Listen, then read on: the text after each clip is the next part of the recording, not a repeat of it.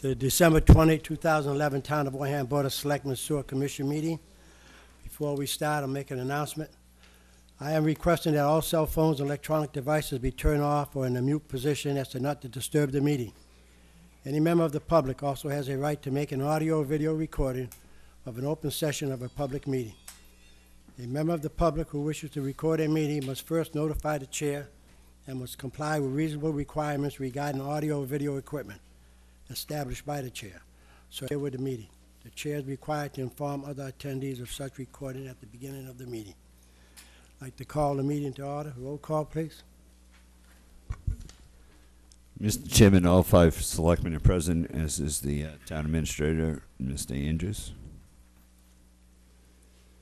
Any announcements?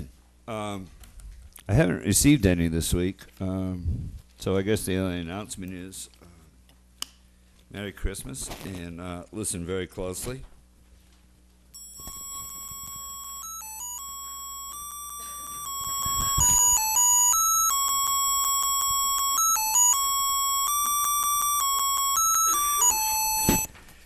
That's all we have. Mrs. Winslow, do you have any? I do not. I do have a flashing light necklace, but Well, it doesn't play music. I'm sorry. Mr. Schneider? Mrs. Baggett? Mr. Cruz? None. Citizens' participation. Citizen participation? No citizen participation this evening. Huh? No, come on forward. Discussion.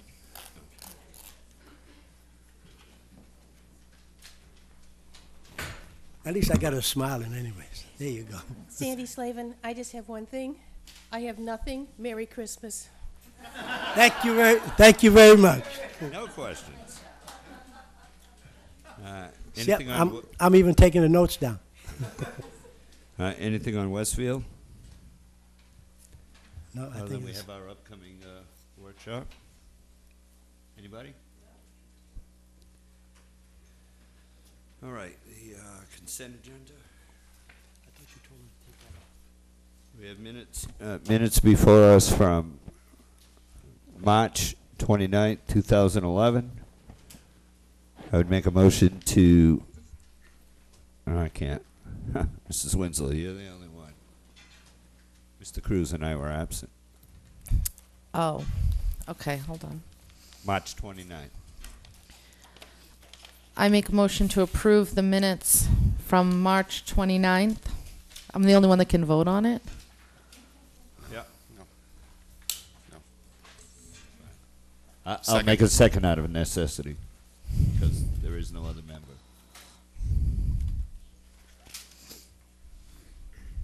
I don't have any comments about these, so You what? I didn't have any comments about. All in favor? I. All opposed? Yes, that's Aye. unanimous, the only one there. Yeah. 4 abstain. That works. Are you opposed? What are you going to do? Okay, next we have the minutes from August 9th. I'd make a motion we approve the minutes of August 9th as written. Second. Motion made by Steve, second by Kara. Questions? If none, all in favor? Aye. Aye. All opposed? I abstain, Mr. Chairman. 401. Make a motion we approve the minutes of September 20th as written. You were absent. Second. Oh, there you go. Karen made the motion.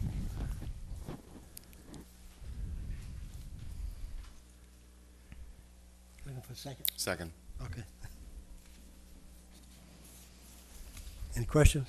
Hearing none, all in favor? Aye. Aye. All opposed? 400. That was 401.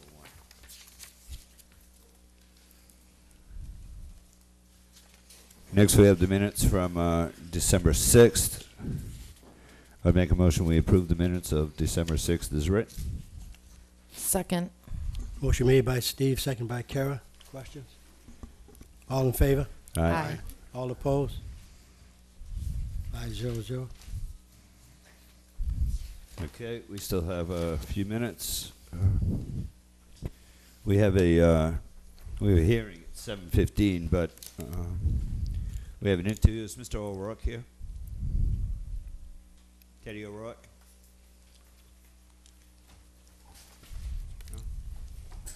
No? No interview.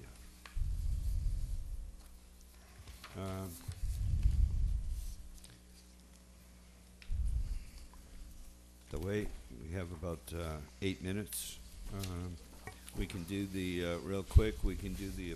I make a motion that we approve an application by Pierview Restaurant doing business as Stevie's Lounge, 211 Onset Avenue, to remain open until 2 a.m. on January 1st, 2012, for a New Year's Eve party to be held on December 31st, 2011, under the provisions of Chapter 138, Mass General Law.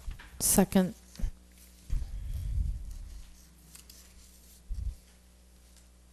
Motion made, second. Question? None? All in favor? Aye. Aye. All opposed? 5-0-0. Okay.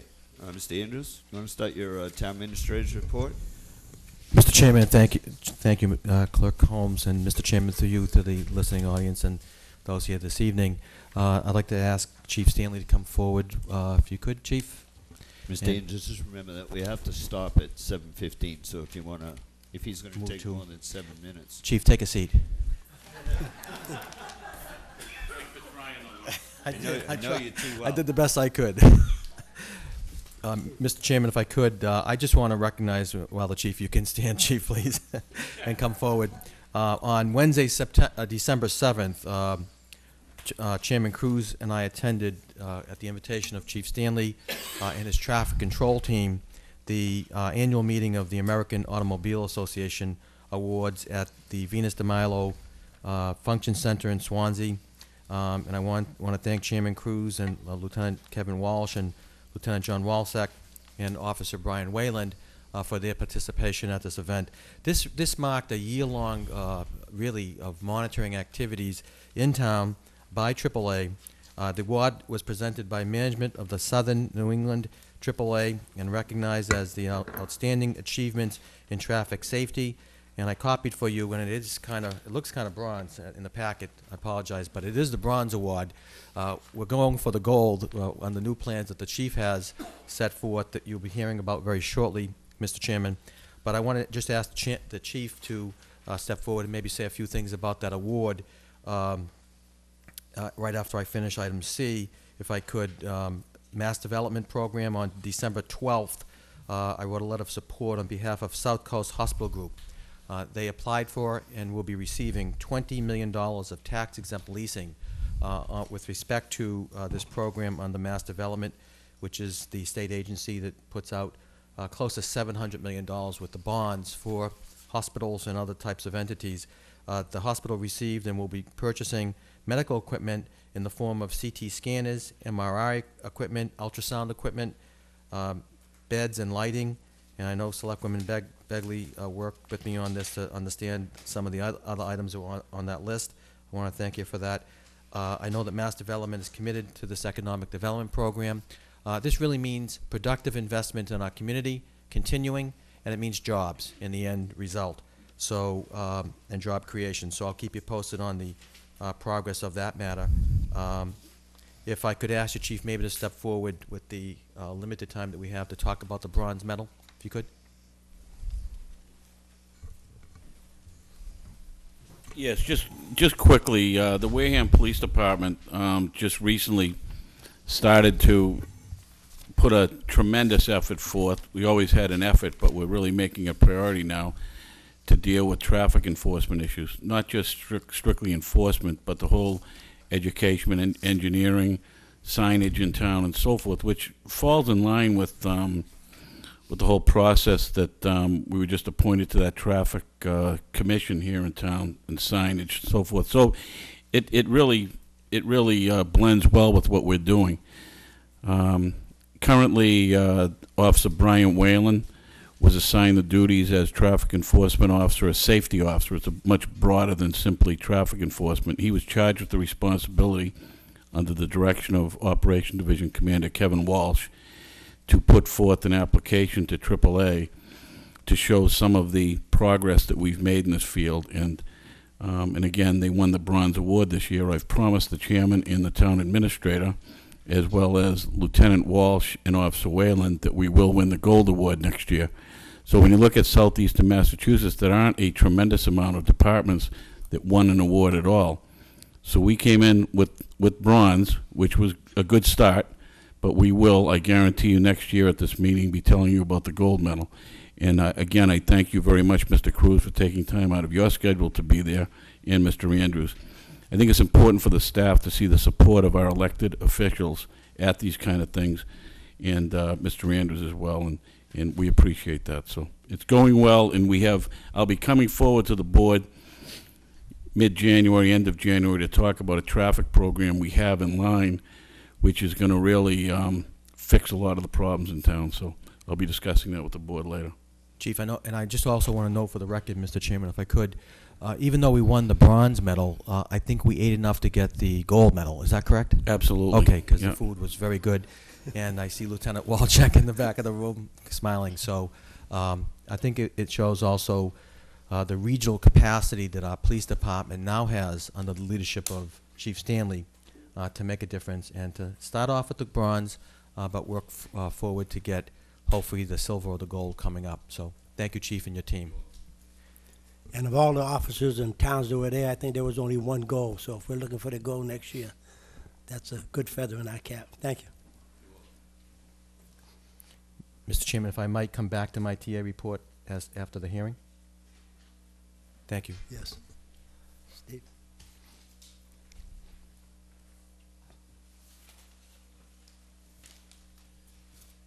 All right, we have a 7:15.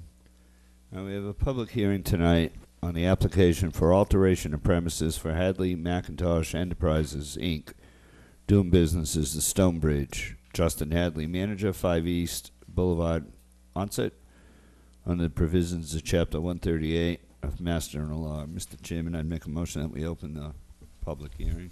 Motion Second. Second. made. Second, Kara, second.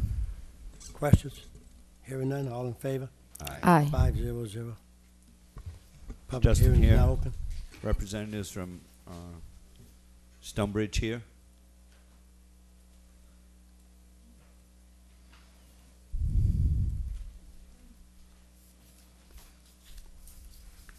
Nobody?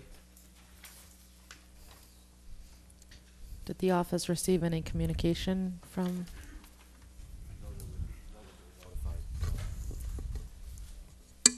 Mr. Chairman, I believe they were notified that the hearing was this evening. That's the extent of my knowledge. Okay. Since down here, we can close it and continue on, because I thought they did have something in the package about the addition, and he did come in today. I seen him coming in today, so. I make a see- motion to, well, we have to solicit public comment first. Any public comments on? Yes. Want to step forward? Identify yourselves to the mic. Well, my name's Tom McManus. I live in East Boulevard, right up the street from the Stonebridge. I had questions, but if there's nobody here to answer them, but I guess one of the questions that I could ask you, ladies and gentlemen, is I was confused as to, first of all, we just heard about this hearing, the neighbors, through your agenda. None of us subscribed, apparently, to the Courier where it was posted. We had no contact with the owner of the restaurant, the people that I spoke to, so we had no idea that this was going to happen until we got your agenda and email. But I guess the question that I could ask you, one of them is, why is this hearing being held prior to the owner going and asking for permits from building, zoning, conservation, and all the rest of them? It may be a procedural thing, but why would you give him, if assuming you would, permission to do something that he may be turned down for from conservation, zoning, or building? My other question is, this is a full-time liquor license establishment that is not open full-time. he's open by his own admission 5 days a week from 5 o'clock till 9 p.m. or whatever, which is one question of itself. Why isn't he open full-time? And if he is that busy that he feels the need to expand, why isn't he open full-time? There's other questions about parking and what exactly are his plans, but since he's not here, he can't answer them. I've got several questions, or we have several questions, is what I should say. But I guess those two, I would ask if you could answer them, why this hearing now prior to the other boards and commissions, and why isn't he open full-time with a full liquor license? Mr. Andrews, first. Mr. Chairman, I believe this was an effort by Justin to get his plan up before the Board of Selectmen. It doesn't mean that it's going to be approved at this particular time. The hearing could be kept open. And once again, I don't know that, in talking earlier tonight, that he's pulled any permits at this particular juncture. He might have just wanted to get a sense of the board as to what their feelings might be. Certainly issues such as parking and the hours of operation we can check into and get further information out to you on that. All right, but his hours of operation now, I mean, he's a full-time liquor license. He should be open 7 days a week. 5 days a week? No. Mr. Chairman, that's not necessarily accurate. The liquor Holmes, license was issued.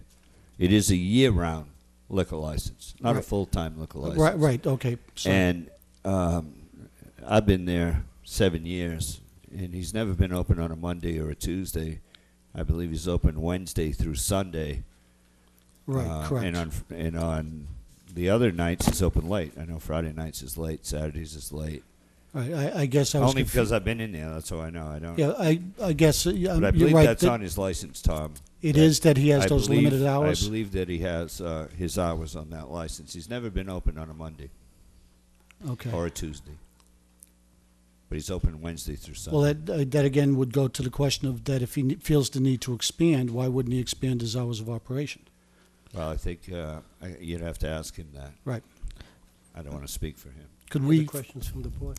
check that though, if that is his hours of operation on his license? Mr. Chairman, I'll check that first thing. Well, Mr. Begley, you have anything? Okay. We'll go right around. I do, thank you, Chairman Cruz. I have some of the same concerns, that we have just a plan here from an architect.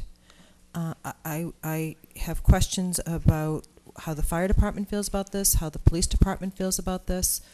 There'll be parking issues. I mean, it's a significant expansion, the existing bar from 8 seats to 20. And then the outside porch, what kind of egress is there? Is there a building permit? I mean, all of those, I have multiple questions that I think that my personal opinion is that we should continue this hearing to a date certain. Mrs. Winslow? Thank you, Mr. Chair. In terms of the application coming to us first, we had it done by another establishment backwards where they got all their permits and then they came to us and we had some issues with the setup and things of that nature. So us approving the expansion is not an indication that they're going to be approved by any other board or commission. We're licensing the expansion of the service of the liquor solely. And we may put conditions on that expansion, such as there needs to be an employee posted at the outdoor egress, and we've done that in certain cases. But I do agree with Mrs. Begley that the business owner does need to come and answer our questions and give us the information that we seek before we make any affirmative decision on that. But just so that the public understands, this coming to us first doesn't mean anything other than they'll be able to get that license for that number of seats in that expansion. That's correct. They're not asking us to build anything. Excuse me. I think she has the floor. Oh, and can I just mention go ahead. that we should check the license, but I do believe we got a call about this last year about the Monday and Tuesday closed, and it did come up last year. And I'm pretty sure this was the establishment that we checked, but we should double check and make sure it is the Stonebridge. But I'm sure that was the one. In fact, I got a call about it last week, too. So. Mr. Snyder, Mr. Snyder. Mr. Chairman, I also have a number of concerns, and particularly, where the applicant isn't here to address them. But I also am I'm also questioning whether or not we have the ability to actually postpone the meeting until a date certain. Is that accurate, the hearing? I can begin, I guess. John Cornish. Justin's the applicant. I own the building. He's on his way. We were told 7:30. Do you have any other questions? So you just want to, right? You want to, well, we'll keep it open. And if we don't mind, we can, do you have Lynn Gay? Well, if there are no other comments, so make a motion to adjourn the hearing until 7:30. Motion made to adjourn to 7:30. Second. Second by Mike. All in favor? Aye. Aye. All opposed? 5-0-0. Is Mr.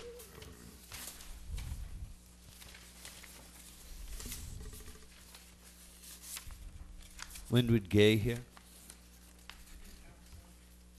He's here. Lynn, can you come up, please? We have an opening on the Marine Resources Committee. Currently, Mr. Gay is an associate member of that committee. We also have an application from Mr. O'Rourke, who was invited tonight. Is Mr. O'Rourke here now? No, he hasn't. So, Lynn, if you wouldn't mind, just tell us who you are and what your interest is on advancing from being an associate member to a full member of the Marine Resource Commission. Yeah, my name's Len Gay, and I've been an associate member for, I guess, 6 months, something like that. Haven't missed a meeting. Was late to one, but haven't missed any. An opening came up, and it was suggested I advance to full-time member. Any other questions from the board? Mr. Begley? No, Mr. Chair, I think we already interviewed Mr. Gay when he applied as an associate 6 months ago. Yes, I've been in a hot seat before. That's not a hot seat, man. It gets a little easier as you go along. Yeah, I know. Mrs. Winslow?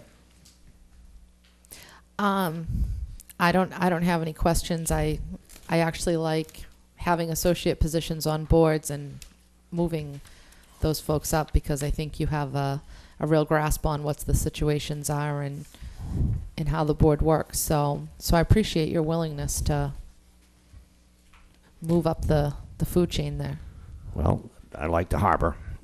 I wish there were more members from the Wareham end of it. It seems that the commission is dominated by people around Onset Harbor and not so many from Wareham. Mr. Snyder? I have no questions, Mr. Chairman. I have none, Mr. Clerk. I don't have any questions. Thanks, Lynn. Okay.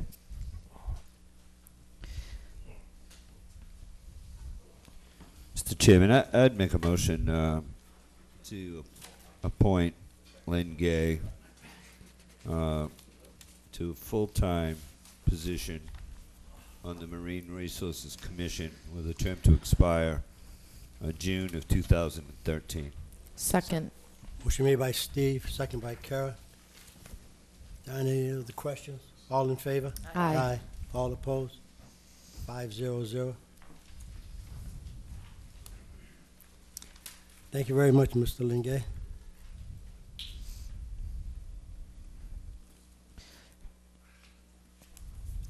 And Mr. O'Rourke has not been interviewed by either board, so I think we'll just put that on hold, Janet, and if we could invite him back in January, that would be great.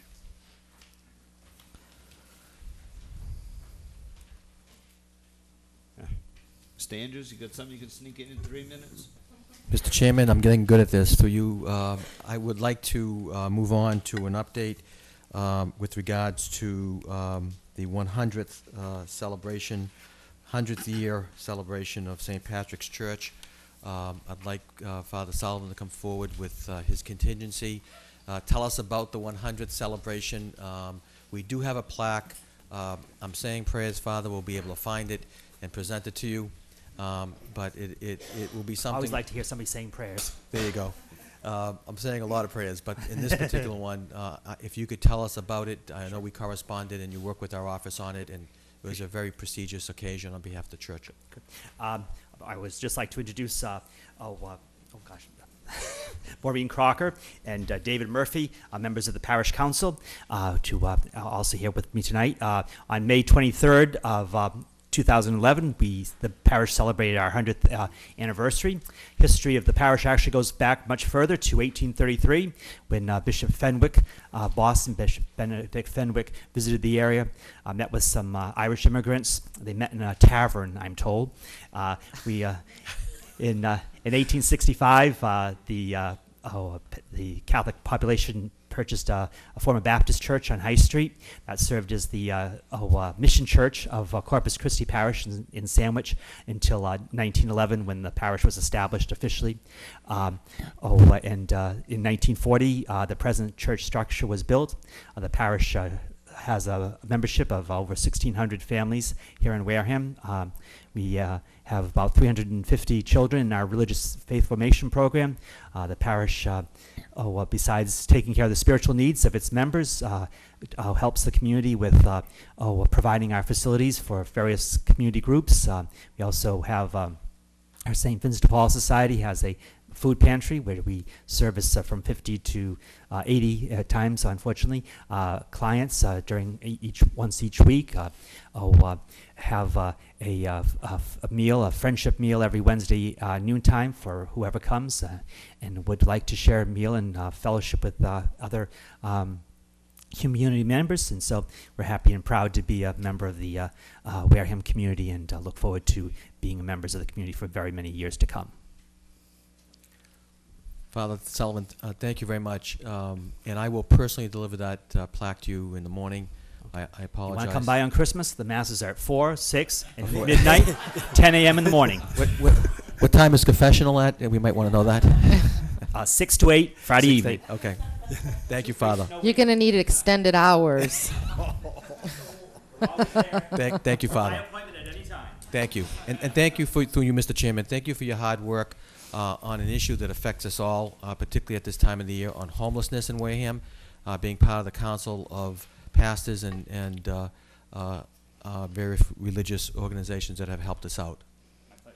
Thank you. Thank you very much. Merry Christmas. Good night, Father. Good See you health, later. happiness, and prosperity in the new year. Thank you. Thank you.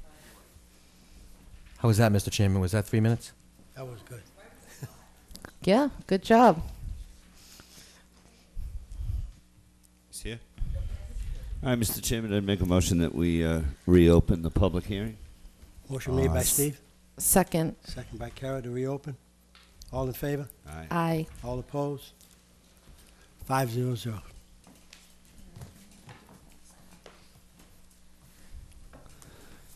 Hey, Justin, if you'd just talk real close in there, and state your name And- for the yeah, record, and tell us what the application is about. Hi, my name is Justin Hadley, and I'd first like to apologize. I had the wrong time to show up. But, I'm not sure if anything's been covered yet. But yeah, we are applying for an alteration of our premises by adding a porch, which is 14 feet by 50 feet off the back overlooking the marina. And it would be over an existing parking lot. And apparently this porch used to exist prior to my being there. And so it's almost like it's being rebuilt. And then we would like to extend the existing bar around the kitchen. Right now I have a horseshoe-shaped dining room around my kitchen. And there is a bar presently on the back. And we would like to just add on another side around the kitchen of the bar. So it'd be almost like a horseshoe bar around the kitchen, but just going 2/3 of the way around. And that would add approximately 12 bar stools. And then also on the proposal is another bathroom.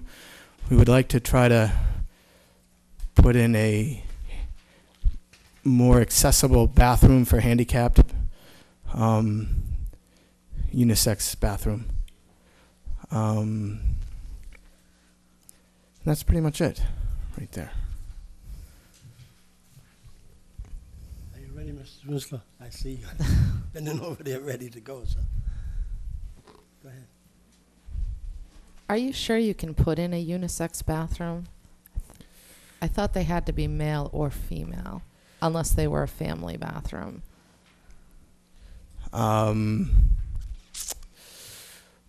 Well, we do have existing bathrooms that are upstairs. It's a multi-use bathroom as of right now. Oh, okay. So we have men's, women's room, and another unisex bathroom, and there is a long-range plan where possibly what we'll do is have separate bathrooms in the basement for the marina, and then upstairs will be the bathrooms for the restaurant. But as far as the timetable for that, we're still in, we have a lot on our plate trying to accomplish what we're doing here. So this is try to alleviate some of the present issues that we have, even though we still have bathrooms for each sex. My next, thank you. My next question is the parking. If we add an additional 20 seats, yeah, and we figure people come two together, where are those cars going to park? Right. Can I address that? Sure. I'm John Cornish. I own the building, the property. Can you hear me? Yes. I'm sorry. And we have a good-sized parking lot now that is not utilized. In the middle of the summer, Saturdays are the only day that parking lot's ever full. And most of the things that we're proposing are typical of Onset. They're going to be people that came by boat or people that are already in town. And pretty much people walk to all of their destinations once they're in town. But the parking lot we have now houses something like 30 cars. Out front, we have access to, I haven't counted them lately, but it's 10 or 12 spots. And typically, Onset's been a walk to it. I get these questions all the time about the marina, but we never have a problem.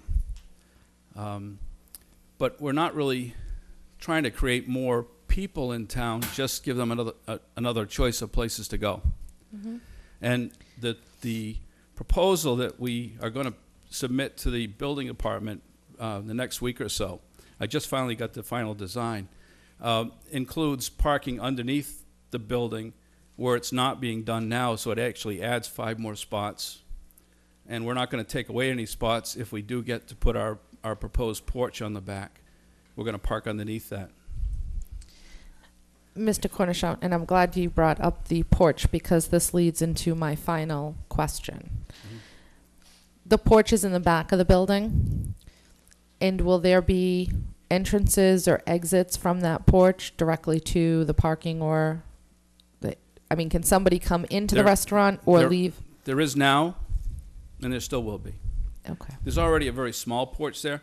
I've got a picture of the property the way it was laid out when I bought it. And it shows the old porch and the porch that was there. I could pass it around if you guys wanted to see it. How many people can sit on the porch now? Well, the gentleman that made this design, he put right now on the porch? Yeah. Probably 6 or 8. So if you have a staff member who's inside, kind of going between inside and outside, it's not that difficult to really watch over half dozen or so people. Mm-hmm. How many people are going to be able to sit in the expanded porch? Best case scenario, if we did it the way he designed, which we don't intend to, is 50 more people. 50?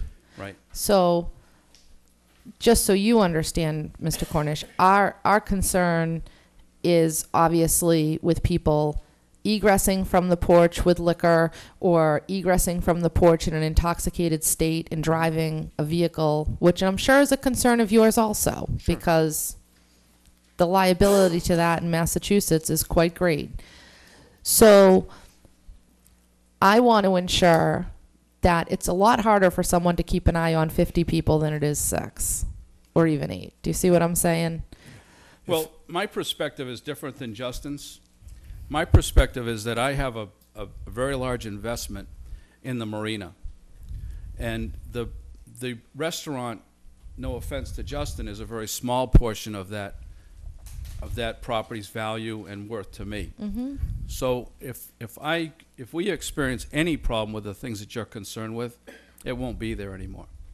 That doesn't assure you anything right now, but the restaurant hasn't posed any problem to date. There is an egress that's been very well controlled now from his bar.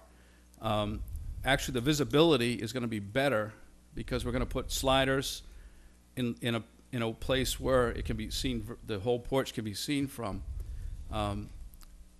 I too am concerned about that, but I think we're addressing it the best we can, and we're going to control that spot very carefully. Again, it's more important to me to keep the marina functioning properly and not have any problems than the restaurant making more money.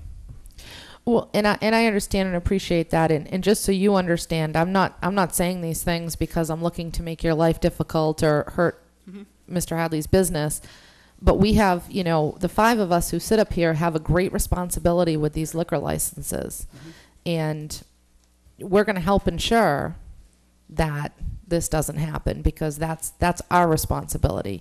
You have a great location. It's a beautiful marina. It's a great place to go, and I know for myself and my colleagues, I'm sure, want to see businesses succeed in the community, and we want to assist, do what we can. But certainly, we have to be very careful when it comes to these types of things. And we've had these situations in that area before, and we've managed to deal with them with certain restrictions on the expanded license. And that's sure. what that was going to be my next statement. If you have restrictions that you want to put on this, we're going to try to. Justin's going to try to make money, and I'm going to try to keep running a nice place. So I don't think we have any problems with any of that. Oh, good, because I do have a couple in mind, but I'm going to let my colleagues speak first. Mr. Snyder? Thank you. Thank you, Mr. Chairman. Selectman Winslow actually touched upon a few of the issues that I had, and I'm just curious, how many exits are there currently at the establishment? Presently, there are 3. There are 3. Yeah, and I would like to say that the back door exit has a sign on it that says emergency exit only. And our customers respect that. And the marina goers are the only ones that use that door because it's a kind of like an unsaid or a said thing to them because we see them so often that they are welcome to use that door because it goes right off the porch of their boats.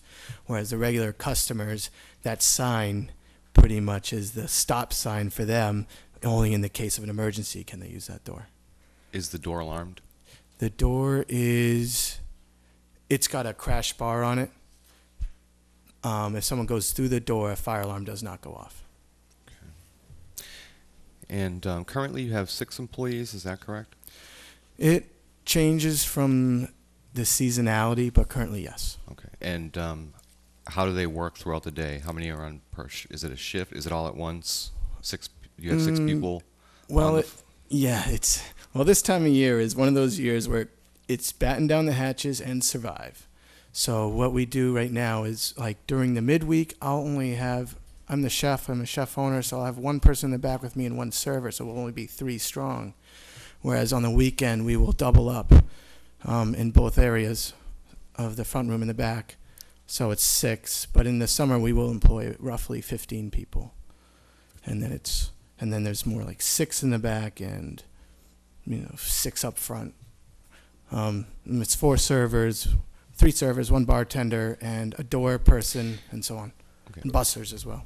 Okay, so I guess my question is, how many people are actually physically in the restaurant typically at one time? working Employees? employees? On average, I would put it at,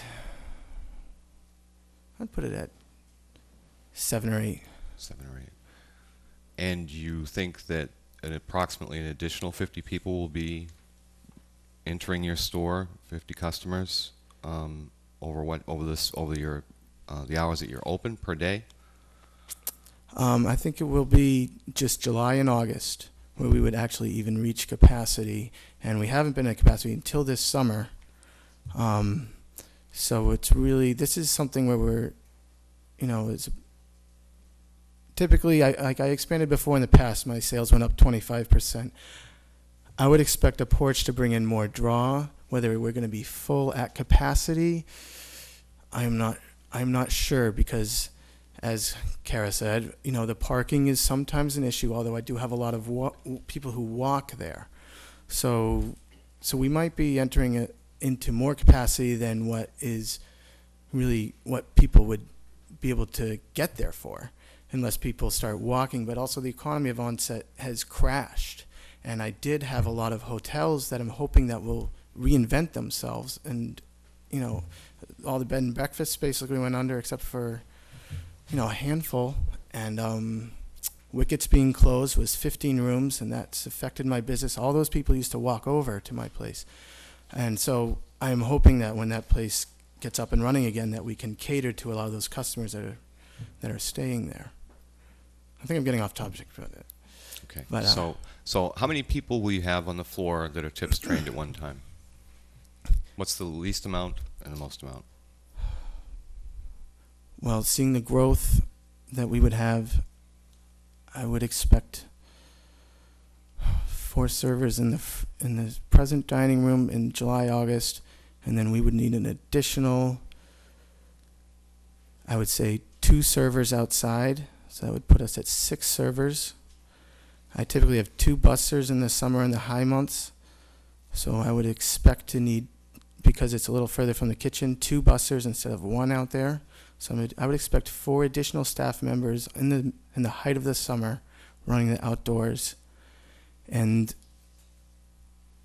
there might be issues, so it could be 3 to 4 servers out there depending on the distance from the kitchen and how long it takes for the service to get there. So yeah, possibly 3, at most 3 servers, 2 busters additionally, and then in the back I would expect 2 more people in order to expedite the food to the additional 40, 45 people. Okay. Thank you. Mr. Begley? Thank Hey, Justin, how are you? Good evening. You've had quite a history there, haven't you?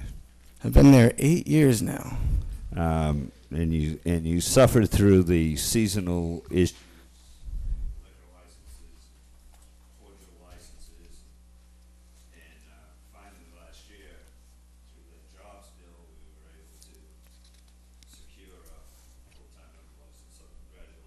Thank you.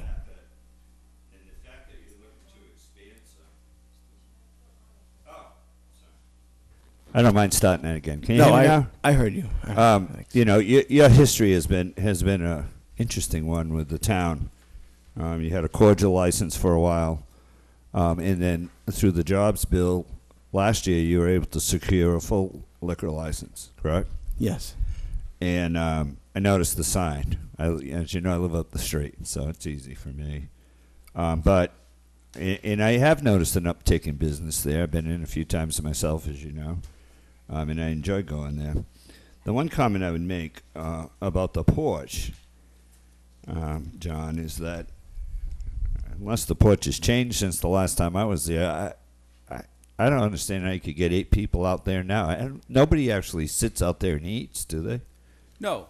Right now that porch has only been used for the marina people. Right. It's People been- coming up to the bathroom or to the laundry room. Right. Or we some have- people come in the Well, restaurant that way. I mean, the porch as it exists today, yeah, we don't utilize, but we're that- looking to, expand that porch out. That porch is going to stay the same way, and the only way that egress is going to get used is if they walk back into the restaurant and then out onto it. Right. So that porch today, because I thought I heard you say 8 to Mrs. Winslow. Today there are 0 people that eat out there.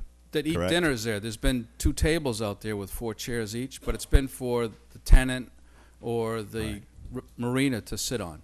It I hasn't know I been went part out of the that door. restaurant. I went out that door one night about 4 years ago, and I had a cigarette on that porch. Oh, no. And next thing I knew, I was getting a phone call at my house from Jim, scolding me Right. for being out on that porch. So I know the porch is open. But see, I thought that door was locked. And we go in, I sit facing that door. It says emergency exit only. So I've never tried to go out that door. You can't open it from the outside. Right, it has to be open from the inside. Yeah. So I think that what you're trying to do here is great. I know that we've had several business people in and visitors who've stayed at the inn at Onset Bay, and it was very nice for them to be able to walk over and have dinner, as you said before. And the lady there really recommends your restaurant highly, as do we. So That's good. It worked out well for them. But I'm having a difficult time visioning the porch. If you're sitting there along that wall now, it would be a porch outside that wall, correct? Just in the Do you front. have this paper? Did that come in your packet? That's the one I'm looking at. Yeah. Yeah, if you look So at that the would be like where. if you look at the floor plan, it's the way it's laid out. The upper left-hand side is a slider. You see the big 2 lines? And that's There we coming from the restaurant. Then the porch that you were just talking about are the striped lines to the Okay. right. Got And the door that you were just talking about is open in that drawing on that striped portion. All right. All right, so there's all windows along that wall already. There's the slider that's going to be even more visibility. And there'll be, I assume that the building department's going to make us put some sort of way in an emergency for people to get from the new porch onto the old porch. But our desire is not to change the use of that now. So the access to the porch is through the middle of the restaurant, Yes. not through that back door, or from the No. outside. This That's- porch is isolated by itself, That's Yes. correct. and there's no exit off of the porch. Not per se. That stairway is there now, Yeah. and I assume that the building department is going to want that, and the fire department is going to want that as an emergency exit. Some kind of a. And This is a fire in the. It's the, still going to Yeah. be there, and people could get to it, but the idea is to not have it accessible from the restaurant customers. And they would use more to address the parking question that's come up a few times. They are going to use that parking lot more, and you're actually are providing additional spaces, John, under the porch. Yes, under the new portion and the old portion that's been there, we're going to be able to park 5 more cars underneath that. Well, very good. Thank you very much. Good luck. And thank you, and I want to applaud you for Mr. trying to Cruz, increase your business and make the town of Wareham and Onset a better place to come to visit. We are here to look at this to see if we're going to grant you the permission to do it. And you had already mentioned you need to go to the zoning and planning before anything is final. So ours is to hear is to, are you qualified and able enough? And it's not us to tell you how to run your business. It's you to know how, you're the business person. You know whether to put 5 people in there, 10 people. If you want to make money, you know how to do it. So what we need to do as a board is to look at this. Are we going to accept it when it's all done and approved with the zoning and the building before it comes to us? Because looking at this, it's still vague. Well, this was only Right, here. it's still vague. So when you have everything together and the zoning is good, if we agree on this now, then we'll have to wait until the zoning comes back and the planning board. Because you admit yourself, there's discrepancies in it, and we need to have it updated. Well, what Justin's here for tonight is just to update his liquor license. They require him to do that. So he's sharing with you what is on his liquor license, because he couldn't do this. He couldn't get the liquor license, and we couldn't get the permits and do it unless he had kept his liquor license up. So he's sharing with you information that it's probably premature, but he needed to do it in this manner so that he can keep operating. Well, his liquor license has already been approved. If he changes the face of the building, then he has to come and reapply with the new print. You already have a license to operate as you are now. When you get the building permit and you change the face of what was on the original permit, then you have to renew it. You have to come back and give us a new print. Right now, your footprint of the building coincides with your license that you have now. When you change it, that's when you have to come before us and change it, because ABC wouldn't allow it. Well, they have a rule and regulation on it. If you change the face of the property, then you have to recount. When I did an alteration of premises prior, maybe 4 years ago, when I added on the back room, and the way I went about it, or it worked out, was I went and I did this process first, and I was approved for, what was going to be provided to the town as far as seating capacity and alcohol service to the population. And then it was the building department that getting the building permit was when I needed to go and get all of the other pieces of the puzzle in order to get that building permit. But either way today, I don't know how we want to go about it, but I just want to be ready for the floodgates in May. Well, I think, like, if you go back to the planning department, you're going to have to go to the planning department anyways, get the approval, get everything okay. Looking at it now, I don't know how the rest of the board feels, but you're a businessman, you're willing to take the step to increase your property and increase the viability of Onset. It's a good idea. You're running it and not I, but we just got to make sure everything is done right. Your license had already been approved. I think it has, and like you say, if you change the face of it, the outprint, then you need to reapply, so we'll leave it go for that. I had said not no. Oh. When would I say no, Mr. Chair? He thought I said no when I said when it was my turn, and he skipped me. Mr. Bigley? Sorry, I thought you said no. I said okay, Janet. Mr. Hadley, how are you? Yes, I'm good, thanks. I absolutely want business to succeed, but I want business to succeed, and I want the citizens that surround your establishment to have a good quality of life. And as you know, parking in Onset. Yeah. No question. So by looking at your application, it looks like, what's your capacity now? I am 77. You want to increase by 60. Well, 50. How so? 50. It says on here, expanding existing bar from 8 seats to 20, so that's 12, and then 50 out in the porch, so 60, 62. Oh, okay. Yeah, I'm actually, when I expand the bar, those 12 bar seats are actually taking the place of dining seats. Okay. Yeah. So what would be the maximum capacity that you're proposing? With the bathroom, I subtracted 3 seats for 15 square feet per person, so I subtracted 3 from the inside, so I went to something like 74 or something. So it would be 50 outside and 74 inside, if I'm correct in my memory. So 124 would be your capacity. I believe that's what From 70. roughly where I was at, if I was. From 70 something.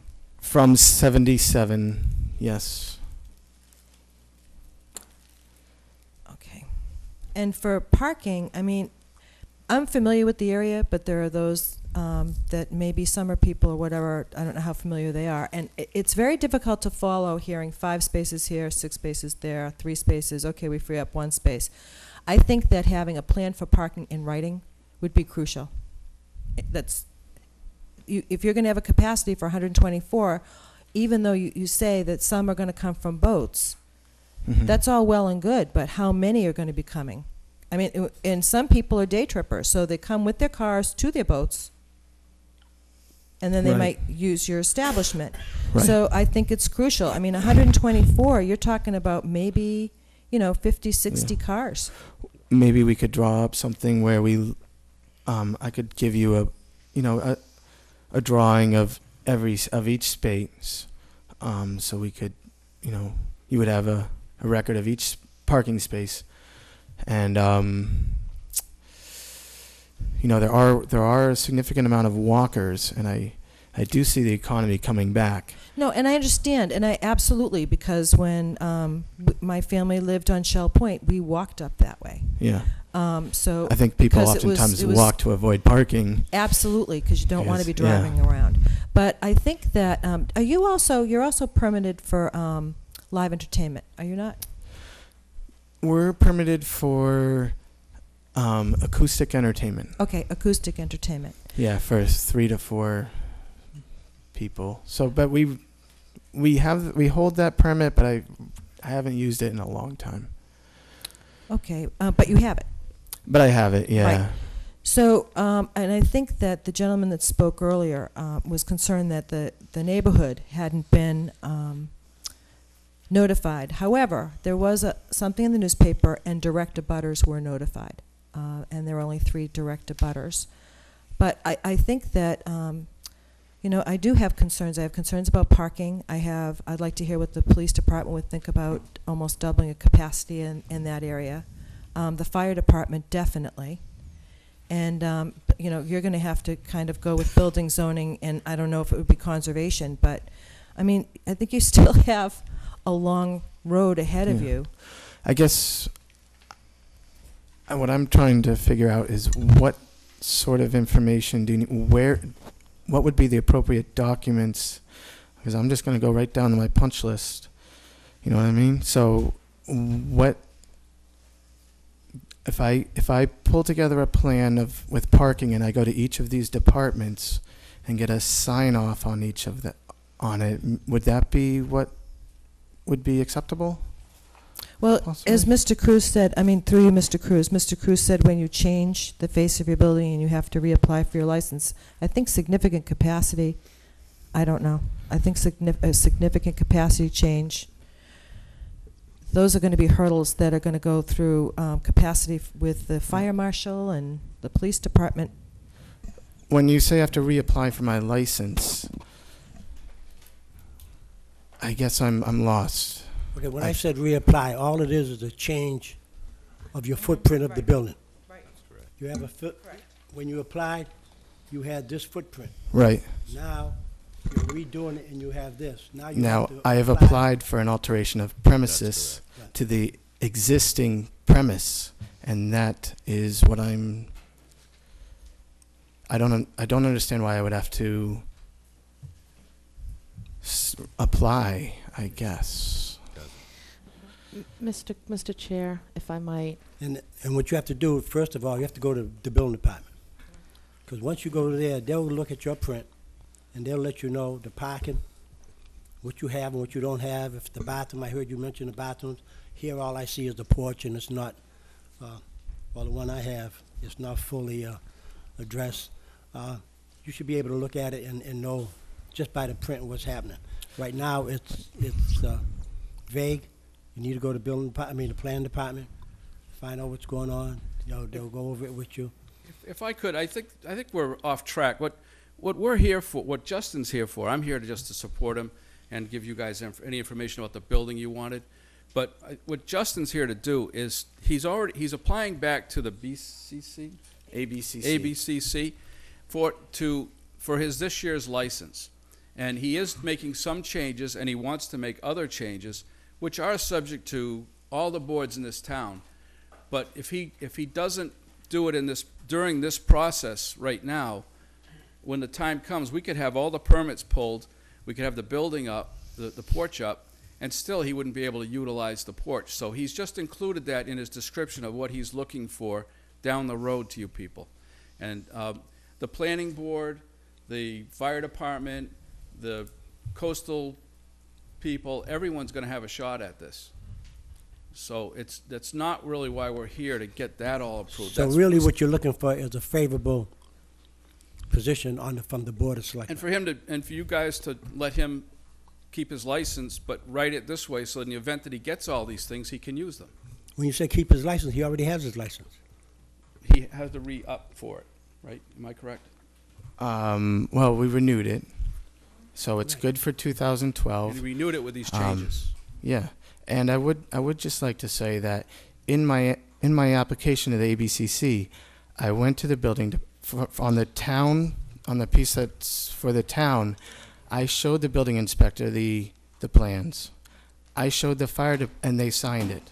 I showed the fire department the plans, and they signed it.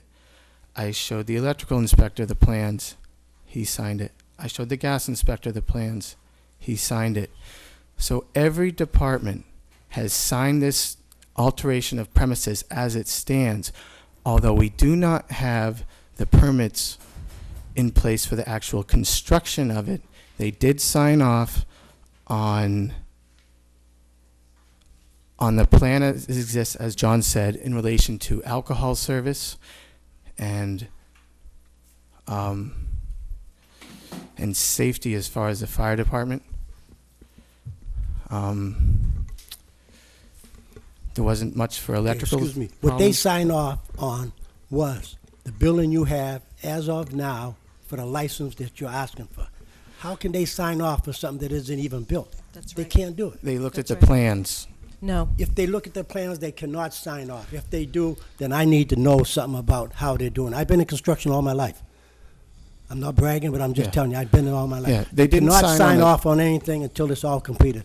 What they signed off, when you went for your application, the building as it is now. Here it is right here. They went on 11/15/11. That's on my renewal. They signed off exactly as you said. Your renewal on the building as it is On my now. renewal of my license. But I also then went to them on the alteration of premises, and they signed off on that document as well. And that, as John said, it's If not they the building did, then what I department. need to do is take a look at it, or have Mr. Andrews take a look at it and see if it's correct, because if something's a screw, then we need to know about it. Okay. Mr. Chairman, if I could make a suggestion. You've presented a plan. Obviously, there's a lot of homework to be done, as has been indicated. Why don't we make an appointment to have you meet with the building department and the relative departments so that we can go over the paperwork. I've talked to John about his plans. I believe, as Selectman Holmes has pointed out, once again, public safety taking a front row, if you will. Have a meeting, talk about what has been approved and what hasn't been approved, come back to the board and, fully vet this out. The commissions and boards of the town will have to make their feelings known and set that meeting up. If, you're shooting for sometime in May, we've got plenty of time to get you going on it, and let it be fully vetted out. Let people talk about what's positive, what's negative, what they feel about it, Mr. Chairman. That's my suggestion. And that's a good idea, and I can see where you're coming from. You probably want to get approval because you don't want to invest $20,000, $30,000 and find out the board is going to, take your license away or not take it or not approve it as signed. So if we want to, okay, I'll get to you in a second. So if you want a sign of approval, we can look at it, but this is still a public meeting, and we had a fellow up earlier. I don't know if he wants to come back up, but Mr. Holmes, go ahead. Thank you, Mr. Chairman. I'm an onset resident. And with all due respect to Justin, I'm going to make a statement. Don't throw anything at me. This young man operates pretty close to the smallest restaurant in Onset. Is that a fair statement? Yes. Yes. He's the only restaurant in Onset that will provide 40 parking spaces. We have all the other restaurants, Mark Anthony's, Pier View, go right down the list, the cafes, all those restaurants in town, not one parking place provided by the owner. We have Bay Point Country Club, who has a function facility, huge parking. Stevie's Onset Resort. I keep saying review. It's like a Vegas review, I guess. I don't even think Stevie has 35 parking spaces there. So to keep hitting on this parking thing for this young man, I just think that's unfair. We live in a seaside community. You park your car and you walk. That's what you do. At least this establishment gives you 30 today, plus I think there's 4 in the front. There's some handicap in the front there, right? He's the only restaurant in town that provides parking for his customers. And because he wants to add a few customers, we're going to make him come up with all these parking spaces. Where is that going to come from? Mr. Holmes, I don't think the question is whether the parking is there or not. He's got to do his homework, get the paperwork done, and then come to us. The planning department, like you said, if you're looking for a vote of confidence, if we want to do that, because I'm all for business. Right. If I'm all for business, I'm for the businessman. I'm not here to tell you how to run your business, and neither one of us here should tell you how to run your business. That's your business to run as you feel. Now, if you go across the line, if you read the rules and regulation ABC, I do not need to stay here and repeat what's already in the rules and regulations. We have the chief of police right there.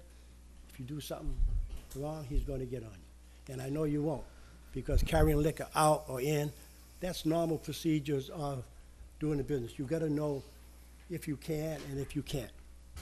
Right. But I can see where you're going. I can see where you're coming from. Parking is not the issue. The idea is we need to go through this properly, and I'll go to the departments and I'll put together something that can hopefully put us all in a better place in terms of understanding of what's going to happen, whether everyone is on the same page in terms of the ability of the town to to have a restaurant that could be significantly larger, and the stresses that might be created from that, and whether how we could approach those issues and come up with some solutions, if or some reassurance, and we'll just take it from there. Mrs. Winslow. Thank you, Mr. Chair. I was looking for the blue book because I left my bag at home. Does anybody have a blue book with them tonight? There's not in the filing cabinet. I believe, and this was the issue with Stevie B's sports resort last year, that they have to come to us first, because they can't do any of this. We hold the liquor license. We're the licensing authority. If they're going to make these changes, we have to approve those changes before they can do it. Because otherwise, as we saw happen last summer after the outdoor deck was built, that process happened backwards. But in addition, as the licensing authority, just to be clear, it's if you hold an entertainment, some form of entertainment license and things like that, if that becomes an issue for the immediate neighbors, then you may not be holding that license in the future, just so you know. But it's not up to us to determine whether your plans are valuable or good or bad. It's up to us to ensure that the liquor that you're serving in the establishment is handled appropriately, that your staff is properly trained, and that people aren't doing what they're not supposed to be doing, and that you, as the manager, are responsible for that.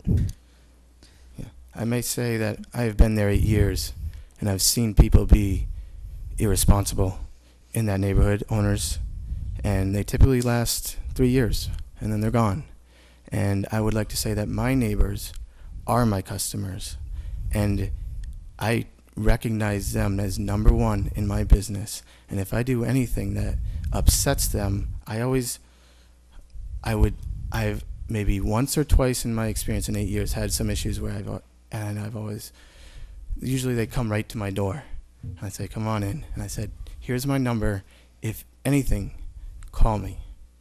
And maybe I've had 1 or 2 calls over the time of 8 years, and if the music's too loud, I immediately turn it down, or I just shut it off, because those customers around me are my best customers, and I adjust to them, and I try to be a responsible owner in that neighborhood. And I appreciate that, but I believe that, and I wish I could find the book because, you know, the one time I leave my bag at home, I do believe that we have to take some form of action on this.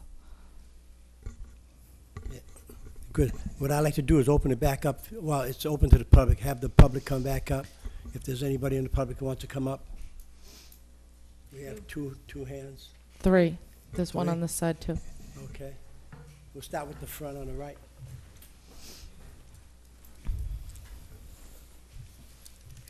Hi, Brenda Ekstrom, Precinct 2. I think the Stonebridge is a wonderful place.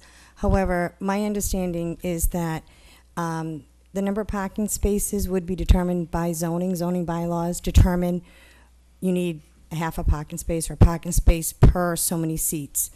And I would think that Selectman Begley, when she was talking about going to zoning and conservation, I think because of where it's located and everything, it probably would go through those steps.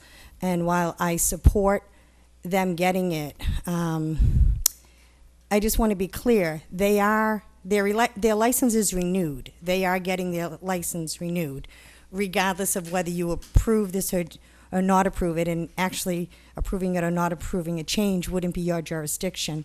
So I would think that perhaps seeing this as a public hearing, you may want to continue it, say, till the first meeting in February, which would give him a chance to go to zoning and conservation to get their approvals on it, or at least get the hearing in the works if there is something because of that area. As Mr. Holmes said, he may ask for a variance on the number of parking spaces because of the extenuating circumstances, with it being a neighborhood, with it being the boat, you know, the boats coming in and out.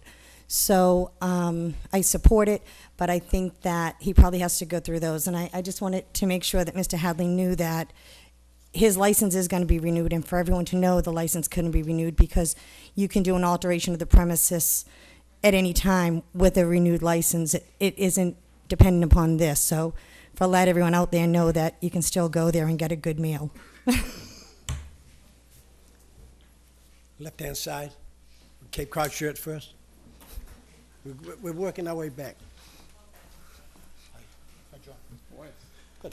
I know John. I don't know Justin. I've never been in there. But again, my name's Tom McManus. I live right up the street on East Boulevard. A couple of points. I see the green cards there. I'm one of his neighbors. I was never notified. I assume you only had to address his abutters, but his only abutter is John in the town of Wareham. To the other point, the other neighbors were notified either. To the point about parking, he doesn't have those parking spaces. John has a marina with about 59 slips in it. By his own words, he has 30 spots. He doesn't have enough spots for his own boat owners. Justin has 4 parking spots out front. I live in that neighborhood. Parking is an issue.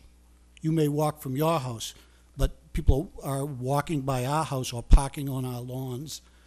And not just for Justin. I mean, Justin's a good business as far as I know. I haven't been in there since it's been Cafe Uva. He doesn't know me.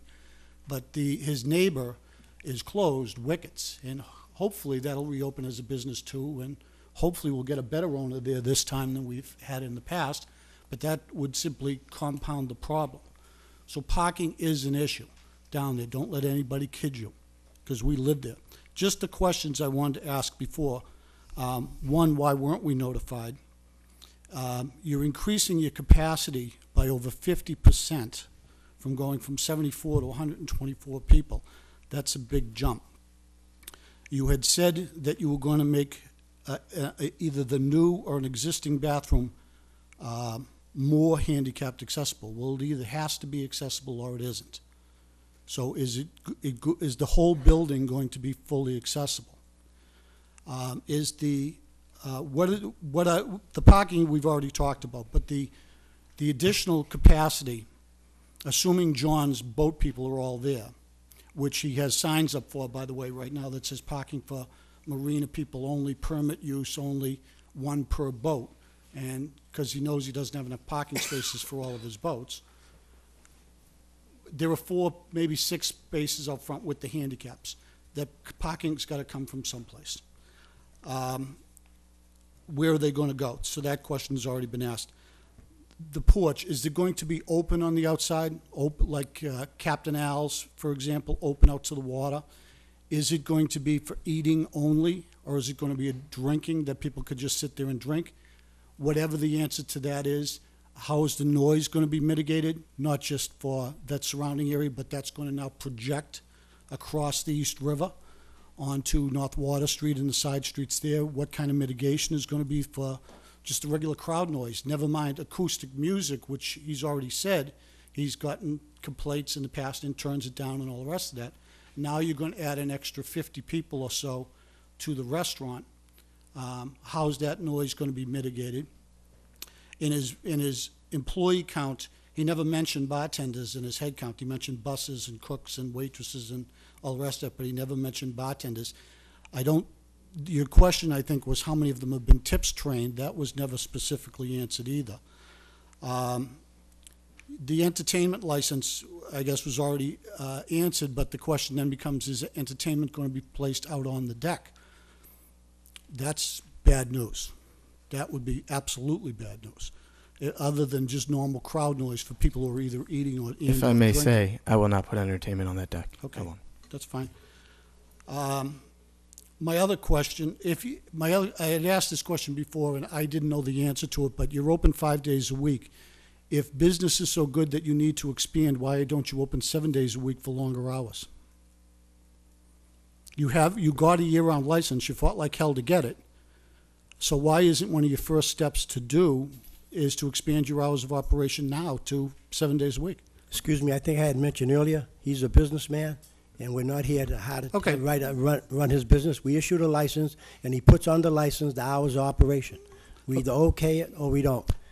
And, okay, that's fine. right, So the thank questions are, parking is an issue, noise mitigation.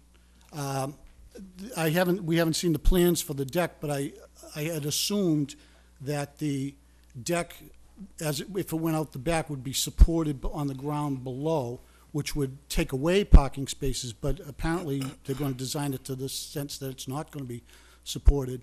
But parking noise are the big issues for us right now. John's a good guy as far as the marina. I don't know, Justin. Every problem, anytime we've had a problem down at the marina, which have been few, we talk to John, and John takes care of the problems. That's never an issue. Justin, as far as I know, runs a great establishment. Everybody that I know says it's a great restaurant. I want to see him succeed too, but I don't want any more problems in my neighborhood. When I built my house right up the street in 2007, it took me 18 months to go through the permit process with conservation and everything else to just get it built, because I'm across the street from the water and they're right on the water. So if I have to go through 18 months and he wants to be up and running by May, and this is building, conservation, zoning, all the Indian chiefs had a kick in it. And that's fine. I was willing to go through the process, and we did. But I think it's optimistic to think that this is going to get done by May. Thank you very much. Thank you. And like you said, we already mentioned all the departments, so I think we have one more in the back of the room.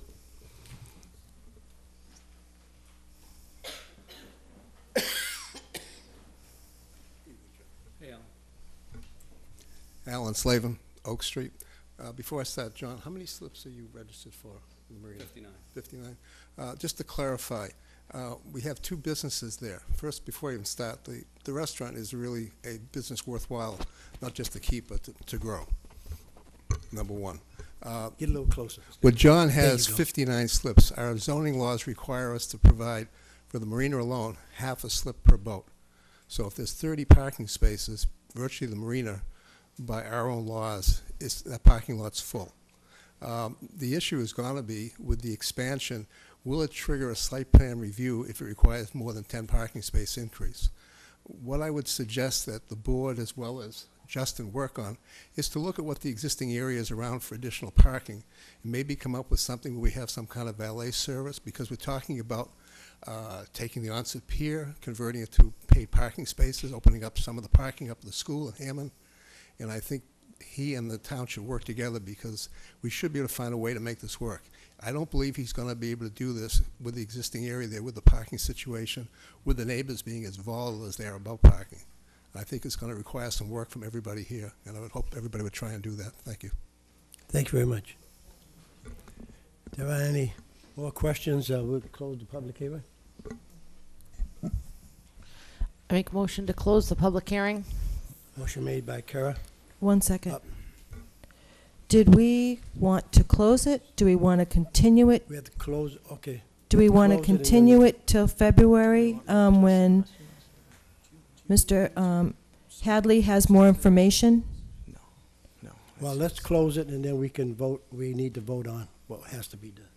Kara made a motion? Well, we can close the public hearing Right. portion, and if we want to continue our discussion of it for other information.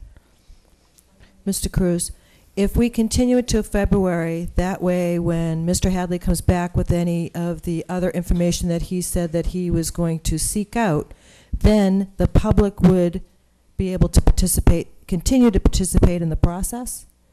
So would the better course of action, as opposed to closing the public hearing, be to continue the public hearing until, say, the first, I don't know, till February? Because I think we're already full in January.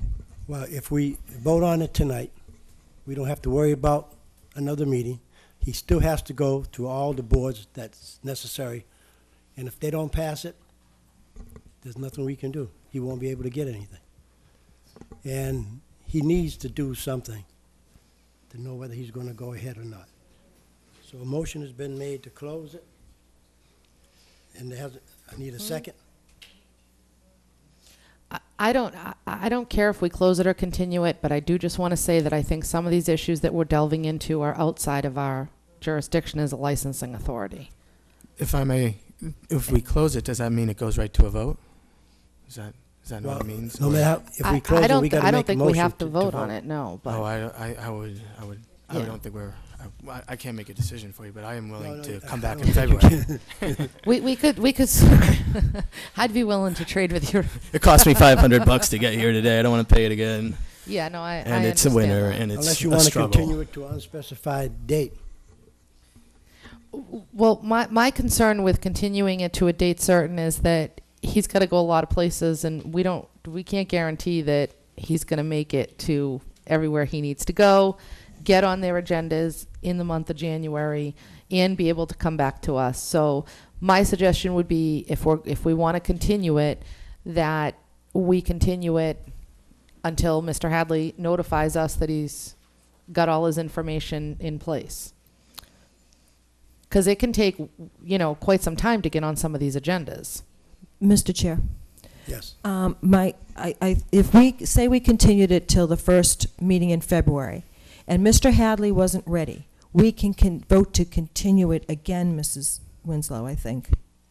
Well, we can, but the public is going to come back out only so that we can sit here and vote to continue it. And I think that would get a little frustrating, which is why I suggest that we don't put it on the agenda until we know that Mr. Hadley is going to be here to present. I'm wondering if we have to continue it to a date certain, however. Right, and if we still have to advertise, it's going to be a couple weeks. So if we postpone to indefinite time, when he comes back, we announce it, and then, Mr. Chairman, yes. I would Mr. think Snyder. in order to fully notify the public in the event that they do want to continue to comment, we would have to continue it to a date certain.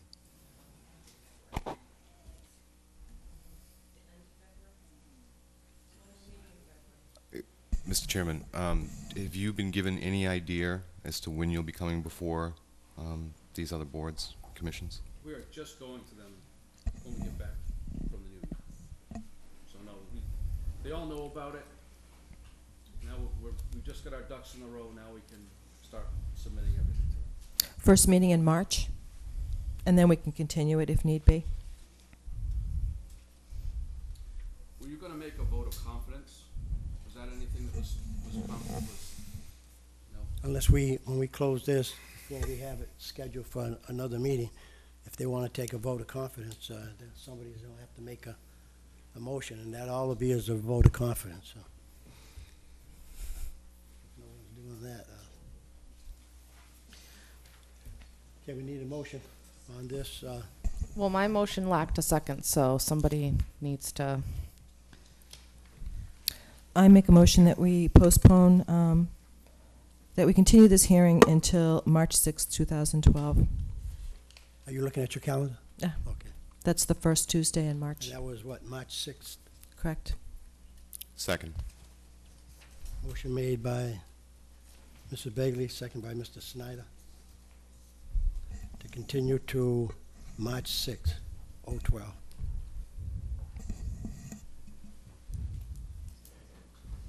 What? Any other questions? Yeah, Mr. Chairman.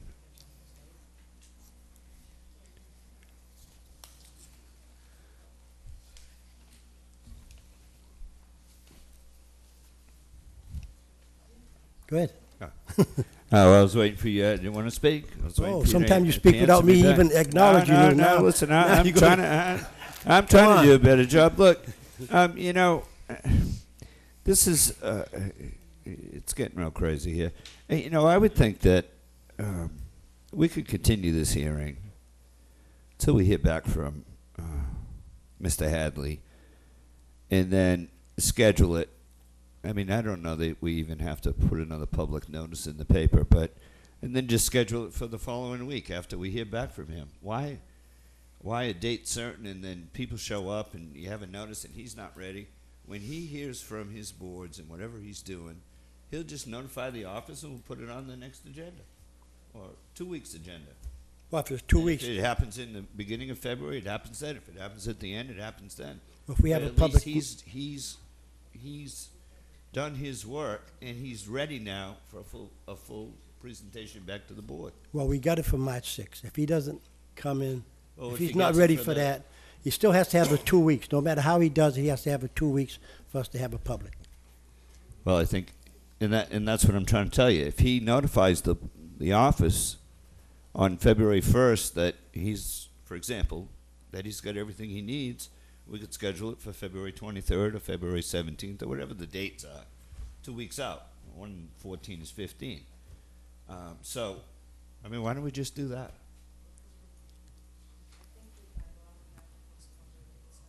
Continue. We're not postponing. We're continuing. We're continuing till we're ready to adjourn, until we're ready to come back together. Okay, any other questions? And it would be a posted meeting, but Right. when he's ready. This is all about him. Well, Mr. Chair, I would make a suggestion that we continue this until our meeting in January. Excuse me, I think, yeah, okay, there's a motion on the floor. It was second, this is question. Well, Then we'll vote on the motion. right, but we're discussing it, right? Right. Because I do think that I don't know why the book isn't here, but I do think that the application comes to us at this stage for a reason. And we need to take a close look at that before we go beyond our scope. Any other questions? Hearing none, motion made to continue to March 6th. All in favor? Aye. Aye. All opposed? Hearing none, that's 5-0-0. 12. It's 12 or 13, 12. And the purpose, We need a motion to close the public hearing. you just continued it, so you're not gonna, so the meeting is continued to the 6th. Now, you know, and I would make a motion that the Board of Selectmen,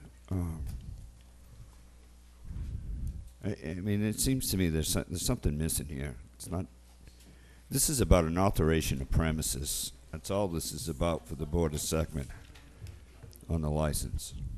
That's what this is about. Right. Thank you very much. Thank you very much. Thank you. And Thank And you. good luck with your process. Enjoy your holidays. Sorry, Steve. Merry Christmas. Thank-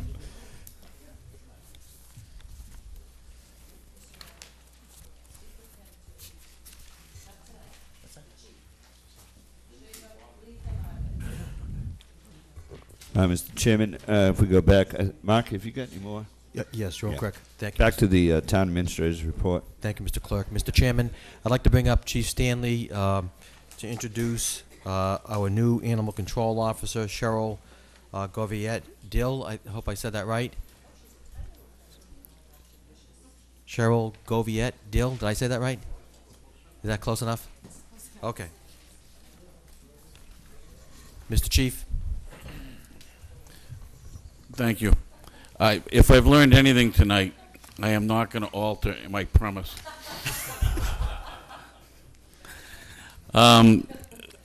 Thank you all for having us here tonight. Cheryl Goviette came on board with the Wareham Police Department on November 8th. But there's a couple things I have to bring to your attention first. I certainly have heard all of you loud and clear also, because there was a time when we were in the midst of looking for an animal control officer. There was a time when we were without one, and I can't get into all the issues because there were personnel matters involved. But when animal complaints reach the level of the Board of Selectmen, there's a problem. And when I receive phone calls at 8 o'clock in the morning from selectmen while I'm in the middle of a golf swing wanting to know what I was going to do about a dead skunk, I know we got a problem. Raccoon. Right.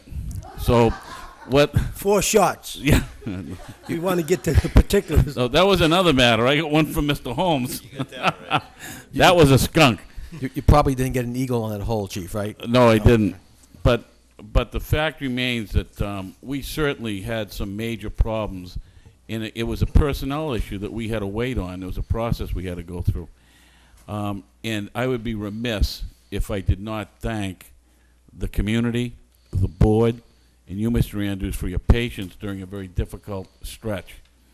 But especially my thanks goes to Lieutenant John Walsek, because Lieutenant Walsek commands the administrative division, and within the police department, the animal control office falls under his division. And when I received phone calls like that on a Sunday morning, what would happen was there would be a follow-up phone call to the lieutenant on the chain of command, and it went something like, I don't give a darn, a little stronger language, by the way, what you have to do, but get this taken care of. And one thing about Lieutenant Walsek is he puts the Wareham Police Department, the community, and the people of this town first in his life, and I can mean that. He is surely a dedicated employee, and I thank you publicly for the work you did over the course of those several months. Thank you, Chief. And if you would like to introduce our home run, and I will follow the chain of command, and I do call it a home run. We had 39 applicants, and we interviewed 6. And when we got to Cheryl, John and I looked at each other and just nodded, and she was offered the job on the spot. So why don't you go ahead, John? She hit the ground running. We told her the job is hers to work with. We told her about the problems that sometimes we'd come in the daytime and there would be 20 and 30 calls backed up for animal control that I tried to deal with. And she took it and is already dealing with some high-profile issues, and she's got tremendously great ideas because I receive emails from her every single day, really lengthy, about telling me all our different plans. And I'm very, very, very happy to have her on board. Cheryl Gervart-Dill. Well, thank you very much, and I'm honored to actually be here. You have to use the microphone, I'm sorry. Real close, get real close. Is this better? Okay. I'm honored to be here. I consider this closer? Right Closer. there? Can you hear me now? Yeah. I consider this a privilege, and I really appreciate it, so thank you all. And I take my job very, very seriously. I'm concerned with making sure the community's happy, you're all happy, and the animals in the community are safe, so that's my priority. I check my phone messages frequently because I do come in the morning. There's about 25 of them. It's amazing overnight how many calls we get. And I try to make sure that I'm seen in areas where we're having ongoing problems on a daily basis, being more visible. I'm trying to open up the lines of communication with the community and deal with some of the ongoing issues that I've walked into, including rabies. We have a rabies problem here in town. Got a lot of confirmed rabid animals, and so we have a rabies clinic set up for January 21st, and the Wareham Courier will be putting that out Thursday. I go into the areas where we have rabid animals, and I go physically door to door and advise the neighbors what's going on. I'm trying to get into the school systems so I can speak to the children about the safety of approaching sick or injured animals, because a lot of times kids don't understand the fear of getting injured by a rabid animal, and they just see some animal that's hurt and injured and want to help it. I certainly am trying to do everything I can to take the pressure off of you folks and these two marvelous people sitting next to me. And I hope I can live up to your expectations. Any questions from the board? I have a question, Ms. Cruz. Welcome. Glad, and she's full-time? Oh, perfect. I have a couple questions. One is, you mentioned the rabid animals. Just so that people aren't scared witless, these are wild animals that are rabid. Have you had any dealings with any domestic animals that have been rabid? At this moment in time, since I've been on, the only confirmed rabid animals are wild, skunks and raccoons, although we've had a few domesticated animals, cat and a dog, that were attacked by a rabid animal, and they're put under quarantine. And that's why I just feel it's very important to get people out there getting rabies shots. They don't understand that there's a serious situation. A lot of people are lax in that area, so I'm going to try and raise the public's awareness on the importance of that. Absolutely. I just wanted to be sure that people didn't think that we've got rabies going through domestic dogs, cats, etc. There was a program several years ago, because where we live, we would see the bait. In fact, our dogs try to eat all of it. But they used to throw bait for the wild animals. I don't know if it was by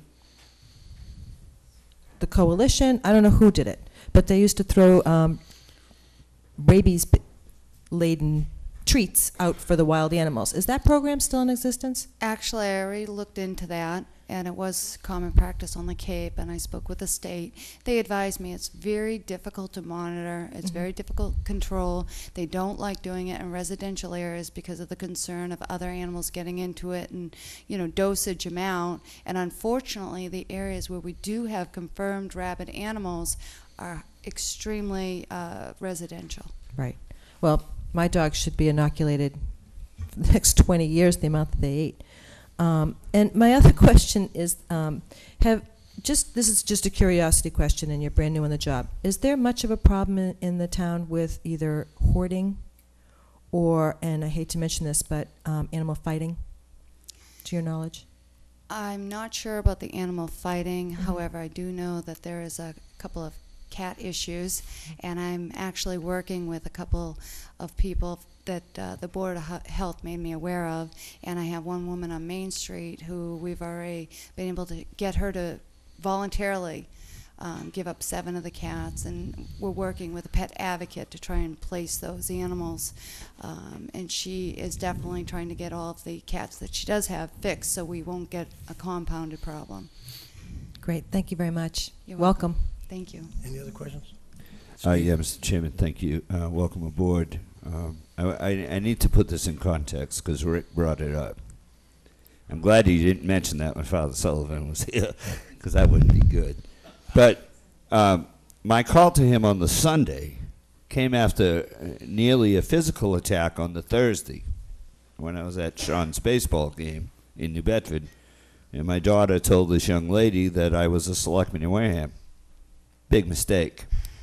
And this young lady went up one side of me and down the other, and I thought she was going to slap me. That's how bad it was. Just mentioning that you were from Wareham, let alone a selectman, it was very embarrassing. And she is part of the Dartmouth, I forget the name of the place, but I guess they're like Animal Central in South Coast, right? And so when I called the chief on that Sunday, we probably did share a few bad words, but I'm glad you're here. And I want to tell you that I've noticed a huge improvement, especially along Onset Avenue, where there were skunks and all kinds of stuff being killed out there. I mean, it's just, you have woods all the way up through Bay Point, right, and all the way back to Depot. So, I mean, almost daily you could go out there and find dead animals, fox. We had some raccoons out there, squirrels. So thank you very much. I think you're doing a great job. It's a noticed improvement for the town. Thank you. Thank you. Any questions? Mike? I would just like to say welcome as well. I know that from my experience, you know, the animal control position has been a difficult one to fill and difficult to get a response from, and unfortunately our officers have done double duty for quite a long time, and I just want to express my gratitude that you're aboard, express my gratitude to the chief and Officer Walsek for bringing you on board, and I look forward to seeing the programs that you put in place. Thank you. I would also like to mention one of the other goals I have. I've been speaking with the clerk's office, and apparently we have a large number of animals, dogs, that are getting rabies shots, but they're not getting licensed. And they estimate over 1,000 last year. So I'm going to make that a high priority in this upcoming year. We've already worked out a letter, and I'm going to send out a letter to everybody who gets a rabies shot for their dog that's not licensed and follow up with that to try and get people on board. Mrs. Winslow? Thank you, Mr. Cruz. Welcome. I had heard a rumor that we had a new animal control officer, but I didn't get a copy of the official letter, so I was not really sure until I saw this agenda item. It must have gotten lost in the mail. But you know, it's a challenging job, and good luck with it, and enjoy your holidays. Thank you very much. Well, I look forward to the challenge. Thank you. I want to welcome you on the team, and I know you're joining a top of the line team, so just keep it up, and we'll hear good things about it. So I'm an animal lover. Mrs. Begley's animal lover, so we'll see. Good luck on it. Thank you. Thank you, Chief, very much. Appreciate it. And she's sporting the new uniform, I might add. Yes, she's looking good. Thanks again. Thank you, Chief. Thank you, Cheryl. Thanks, John. Mr. Chairman, if I could continue with item 2 on the leadership team. Mr. Sullivan will hand out to you. Today was the response date for the accounting services request for qualifications that was sent out. And Mr. Sullivan has put together both a qualitative and a, I'll fill you in on the quantitative in a minute. We received 2 proposals for qualifications back. They're listed on your sheet. It was very tight. Bay State Municipal Accounting Group is one of the applicants, as well as the firm of Accounting Management Solutions out of Waltham. And you can see the scores are very tight on the comparative evaluation. We didn't, because the cutoff, I believe, Derek, what time was, like 1:30 this afternoon? Yes. Yes. So we had limited time to put together, you know, a full package on this, and the process by which this was undertaken was not only helped by the fine work of town council and the fine work of Selectmen Holmes on putting together the basis of a contract for the current firm. That contract, as you know, ends on December 31st. So moving forward, you can see it's pretty much a close point schedule on the qualitative side. On the quantitative side, by a substantial margin, the Bay State Municipal Accounting Group is the low bidder in this respect. And given the fact that we have limited meetings going forward, I'd beg your indulgence for, once again, if I had the opportunity to put a letter together, I would have. And Mr. Sullivan, I don't know if you want to add anything to this, but if you're so inclined. If not. No, if there's any questions on the comparative evaluation, we took this. Well, I took this off of the RFQ, so you could actually, besides having just the monetary, which I didn't look at until we'd gone through this, it was really see where's the comparison? What are you getting? Whether it's the number of years with our accounting system, the number of support employees, the number of years with municipal experience. And Bay State Municipal Accounting Group did come out ahead by 1 point, which is, you know, it's almost in a way a toss-up at that point. But they were ahead, and the monetarily they were the much better option there. So. Any questions from the board? Start with Mrs. Bigley and work this way. Thank you, Mr. Cruz.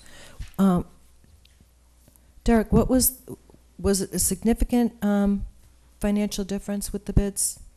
Can you share that with us? There was. It was a difference of a little over $41,000.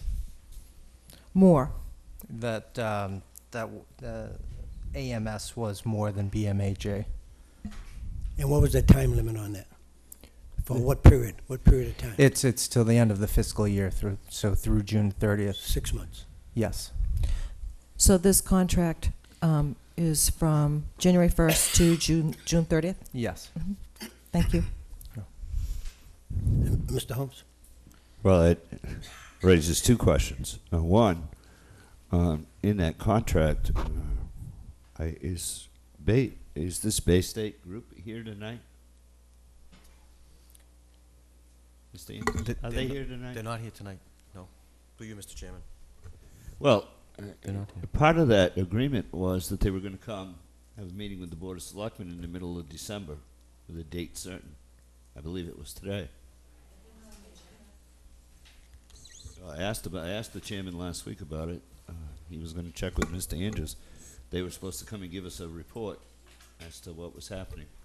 So anyway, be that as it may, that didn't happen. The week before, they were here with the audit on our special that's- meeting. They were here on the 14th. That's not what No? what was agreed to. But be that as it may, do we have another contract that we're putting together on this for the next 6 months? That, through you, Mr. Chairman, that was phase 2 of the plan, Mr. Holmes. No, that's not the question. I understand that when you had your interview committee group, that you had phase 1, phase 2, and all that. But there still has to be a contract that's associated with this. It's not an extension. It's a separate agreement. That's correct. Because we couldn't do an extension. You're correct. So tonight, we're asking the board to review the quantitative comparative evaluation you have before you. Right. And given the qualitative numbers that we see, that would definitely put us over budget in this particular area. I'm asking the board for some form of consent to go forward to finish up the contract and move it forward sometime before the end of the contract that we have with Bay State.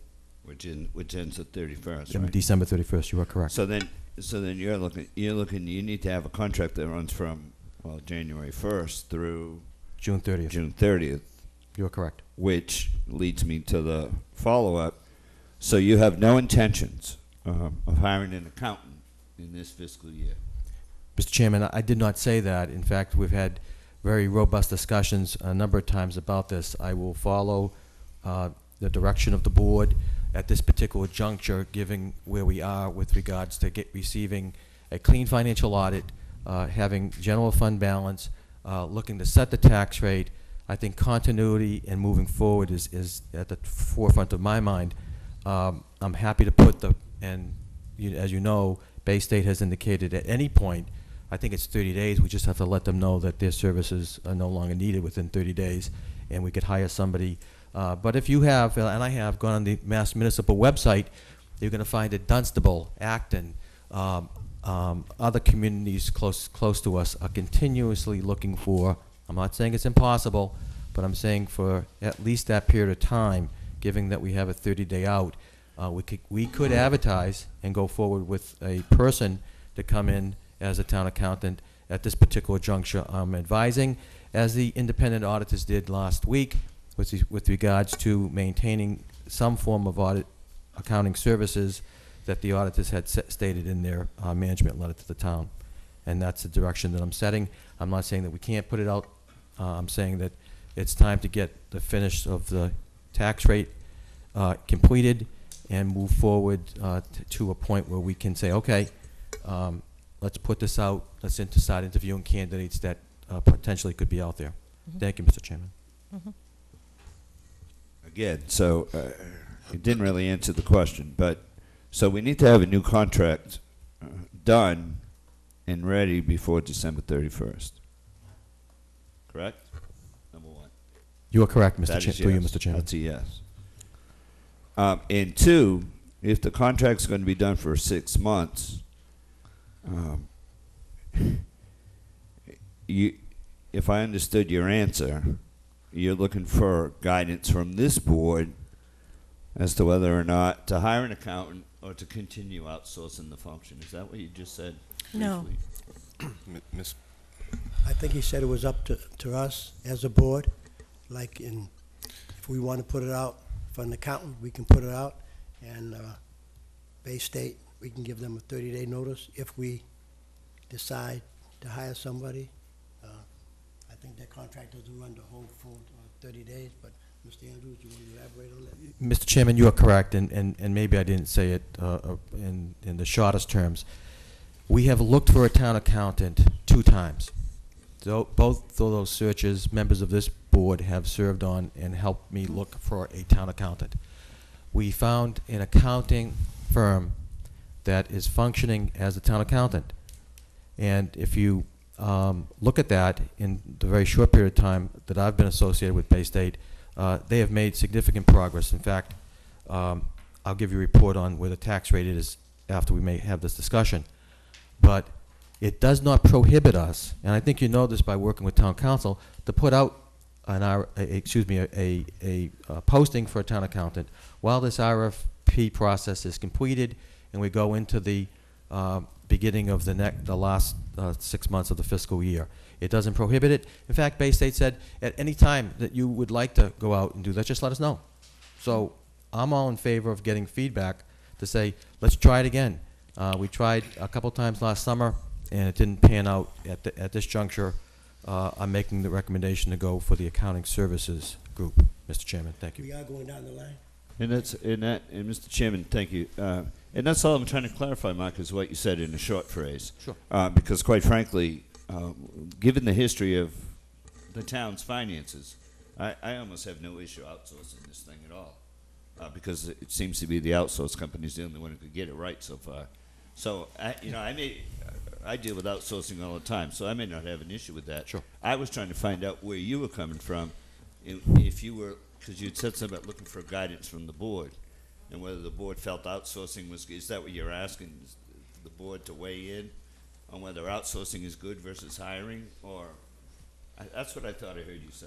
I think we need to move forward with this process for the accounting services through I you, Mr. understand Chairman. that part. And then take a pause and say, okay, do we want to try again to find a town accountant? And once again, written into the 2-month contract was that provision that accounting services from Bay State, they will step back. Right. And move forward in a direction that the town wants to set. That's my point. My only comment there is that, basically, if you're gonna just continue with outsource it, fine. But if you're gonna hire somebody, then you'd want to try to schedule that. I would think, if this runs through June 30th, I would think you'd want to have somebody in there by May 1st, so that they'd have 60 days with that firm to catch up on what the firm has done to make changes with policies and procedures and all that other stuff that we talked about the other day. It's not a type of thing where we want to end this agreement on June 30th and hire an accountant for July 1. No. That's what I'm saying. I understand. Thank you, Mr. Chairman. Mr. Snyder? Mr. Chairman, I actually agree with what Selectman Holmes is saying. I think that the plan has been, at least as I recall, would be that if we did ultimately hire another town accountant on staff, that there would be a transition period. And I think you're absolutely right that we need to look down the road to make sure that we build that into whatever plan we're taking. But the immediate issue is we are coming up. The contract with Bay State expires in 10 days. This board is not scheduled to meet, I don't believe, until January. So we need to give some direction as to, I think what the town administrator is asking for is direction as to which firm we would like to move forward with, because clearly the accountants, the independent accountants, have expressed satisfaction with the current firm and expressed the need to have a town accountant in the office continuously. So I guess where I'm going with it is, you're asking us to support, from my standpoint, your being able to I guess, sign a new contract or with either of the two firms. And based on the numbers, I assume you're asking for BMAG. Is that a correct assumption, Mr. Andrews? Mr. Chairman, through you, Selectman Snyder, that is correct. So that's really the only issue that we're addressing, is whether or not we're going to engage either of these two firms at this point. That's correct. I would make a motion to. Until we go to the whole board. Okay, sorry. Don't have. Mrs. Winslow? Thank you, Mr. Chair. I'm going to preface my comment with saying that I don't have a preference as to whether we outsource these duties or whether we hire someone. It makes no difference to me. However, I have a very serious issue with being handed a document 10 minutes ago and being asked to make a decision about a 6-month contract. I don't think we did not get to see the responses. When Mr. Sullivan says one is $41,000 higher, all we have in front of us is a spreadsheet with a couple numbers. And I don't think that's fair to us as a board to be asked to make such a serious, 6 months is a long time, long-term commitment based on a spreadsheet and 10 minutes of discussion. And this is not the first time, I just want to point out, and I know for myself, we just got handed a spreadsheet. Someone has the floor. I want to be able to look at the information and have time to formulate intelligent questions and look into anything that I think needs to be looked into prior to making a decision. And I've said before, I don't think it's fair for these things to land on our lap right as they happen, because it's difficult for us. We don't know what was in these responses. We don't really know what we're buying for the town. We don't know anything, except there's one point between the two and a $41,000 difference, but we don't know what makes up the $41,000 difference. So I don't feel right now like I can make a good decision. Mr. Chair. I think we went through the whole board. I just want to make a comment. This other company has been with us for a month and a half.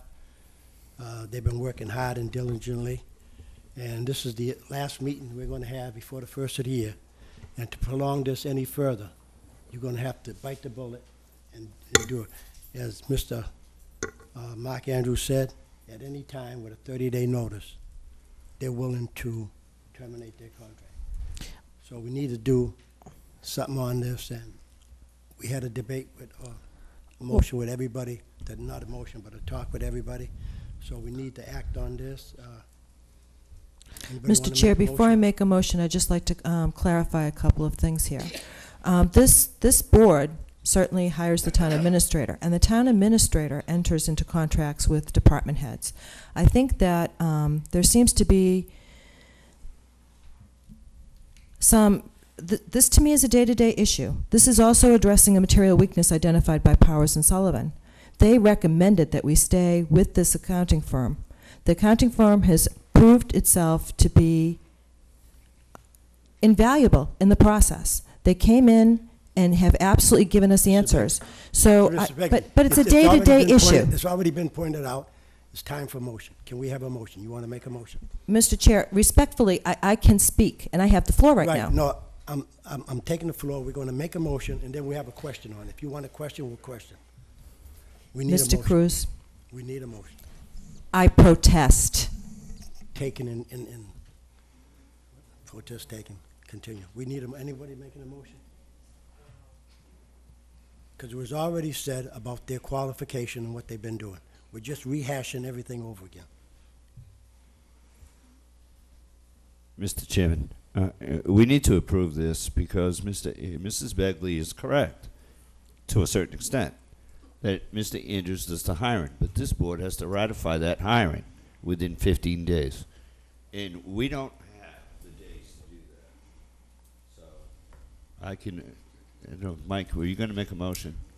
I was going to make a motion. Are you still going to do it or not? I just want to make sure that the people have had the opportunity to speak. I think everybody had the opportunity. We went right around the board. No. We went from the right to the left. No. didn't have the opportunity to say all we had to say. Well, I make a motion that we give Mr. Andrews the authority to go ahead and hire the firm that he feels will do the best job for the town.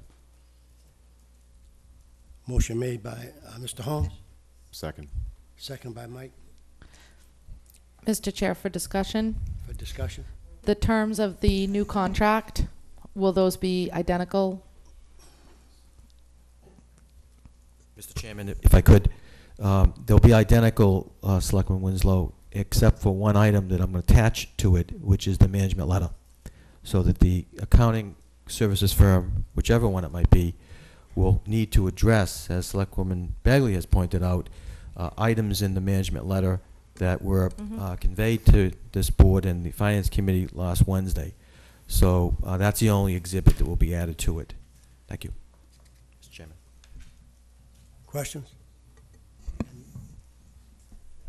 Can I speak now? Hearing no questions? Can I speak now? Questions? Yes, I do have a question. Mr. Andrews, this RFP went out and was due back by today at 1:30. Is that correct? Through you, Mr. Chairman, that is correct. So am I correct in assuming that you want to keep this board informed, so that's why you had it this date, because you knew that we wouldn't be meeting until after the first of the year? Through you, Mr. Chairman, that is correct. And I didn't know whether we were going to get one bidder or no bidders or, 10 bidders. And that's a pretty fluid process. So I put it on as I did on the update on town accountant services for the board to be informed. So because of the delay earlier, Mr. Cole's firm has only been with us for 6 weeks, is that? 6 weeks. 6 weeks, and he's already accomplished, quite a bit. Yeah, early November, so you're talking... So early November? Oh, sorry, 7 weeks. So 7 weeks. 7 weeks. And he, right. They started late, Mr. Holmes, because there was a glitch in the whole system. It could have been. Mrs. Begley? So so Powers and Sullivan, the auditors, have been pleased with working with this particular firm? That's my understanding, as well as the administration. So as well as the administration. You didn't have a whole lot of time. And I appreciate the fact that you brought it to us at this date on December 20th, so that there is, certainly you could have proceeded and the 15 days would have run out by the time we met again. So I appreciate the fact that you brought it to our attention, Mr. Andrews. Thank you, Mr. Chairman. Any other questions? Yeah, Mr. Chairman, I have a comment on my motion. I would also ask the board's indulgence, as we did at the end of October, to allow me to confer with town council to make sure that this contract is adequate. Because the first one was quite a sham for the town, so we made a lot of edits to that first one, and I think that this one. Mr. Holmes, on that Clarify remark, it. on that I remark, hear if we chatter don't- in the background. On that remark, if we don't have any documentation. I have documentation, It's a Mr. doc- Cruz. Is there a What motion I'm on the saying floor? And is, it's not here. to be you're not making a listening mistake. to what I'm saying. I'm listening. The original document that I was given, and Mr. Andrews is sitting right there, he can concur. When the board allowed me to review that document and work with Rich Bowen, the first document that we read was just unbelievable. And the document that we ended up working through and adding things to it to protect the town, we had a great document to present to Mr. Andrews. He's sitting right there, you can ask him. So do you But think the that we- original town document was a sham. So do you think that we're going to go to the original when you already did the No, first? and what I'm saying is, all I'm asking, my comment is that I'd like to review that with Rich before Mark gives it to the firm to sign for 6 months. Were you satisfied with the one that they signed? For the period of 30 days, yeah. I mean, we did it. It's not like it's a delay. We did it in a matter of a day and a half, right? Isn't there a motion on the floor? Is Right, this? there is a motion on the floor. Any more questions? Okay, Steve made the motion, Mike second, to have Mr. Andrews proceed with the town. Oh, Mr. Chair? Take a vote. All in favor? Aye. All opposed? No. 4-1-0. Mr. Chairman, if I could just, thank you, move on to, I do want to stress the importance of having a town accountant, particularly through the fall and winter months. Thank you, Mr. Sullivan. Mr. Cole has informed and kept a working group knowledge with the Treasurer Collector Foster and Ms. Miller in the assessing department, the Director of Assessment. We have submitted, or we are in the process of submitting the final documentation on all of the accounting forms and schedules to the state. Last year we received back notification from the state on December 21st, and then we had a full-time accountant in the office.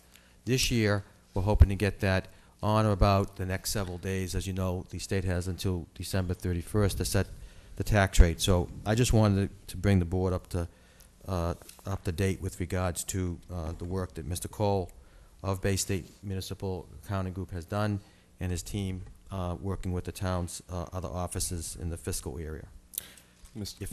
I'm sorry, Mr. Anders. Mr. Chairman, would this be an appropriate time to ask, in light of the meeting with the auditors last week, I would like to have Mr. Andrews dust off his spreadsheet related to the Mass DOR findings of a little over a year ago, and include on that list for us to discuss at each one of the meeting, and put on the agenda for each meeting a discussion of the issues, the items that we need to address in the audit, and any items that may remain in the Mass DOR report, so that this board can properly track our progress in adopting policy with respect to the financial situation and rectifying the issues as a result of the rectifying the issues outlined in the audit. Is that a motion? Is that a motion? I mean, that was a long one. So, because someone already said second, so that, that sounds like a good idea. So anything that we can keep track of and make sure that we do things right. Mr. Chairman, I'm happy to add that, particularly with the colored field, so you can see what was done with the Department of Revenue audit, what will be included in the accounting services contract relative to the management letter, and keep the board informed throughout the process of getting those items completed and to the satisfaction of not only the town, but of the Board of Selectmen. I'm happy to do that. And Mr. Andrews, if you would include the items that have already, I know it's cumbersome, but if you would include the items that have already been completed on the DOR report, although they may have been completed and checked off, I think, so that we have a historical perspective of what exactly has been done and what needs to be done. Mr. Chairman, I'm happy to do that, and I'll get that document together as quickly as I can. Thank you. Thank you, Mr. Andrews. You're welcome.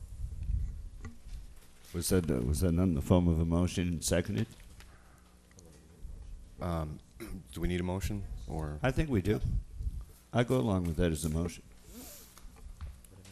That way it gets done. I would make a motion. Well, I think if we ask the town administrator, it's going to get done anyway. But if we don't have that much confidence in them, something's wrong with. Right, and I do have the confidence in the town administrator, and if it didn't get done, then I would just ask the question again in the next meeting. Mr. Chairman, if I will put that together, and whatever the board would like to do with a motion or not a motion. That was an important document. I will get that back. If you want to make the motion, Mr. Holmes, you can make the motion. Well, I'd make a motion that the report that Mr. Schneider just asked for be made part of the town administrator's report on a weekly basis, beginning January 7th, with our first meeting in January the 10th. Second. Motion made by Steve, second by Kara, to have the DOR report on our agenda.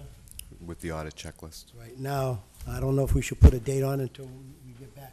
Can you give me, just let me check. I need Right. to.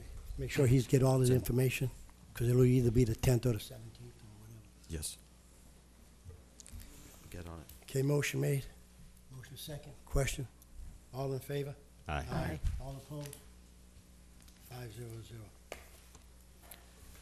Mr. Chairman, just on the status report ongoing, to finish up here, we are working with Senate Pacheco staff and our legislative delegation on Article 48, the charter change relative to the sewer commissioners.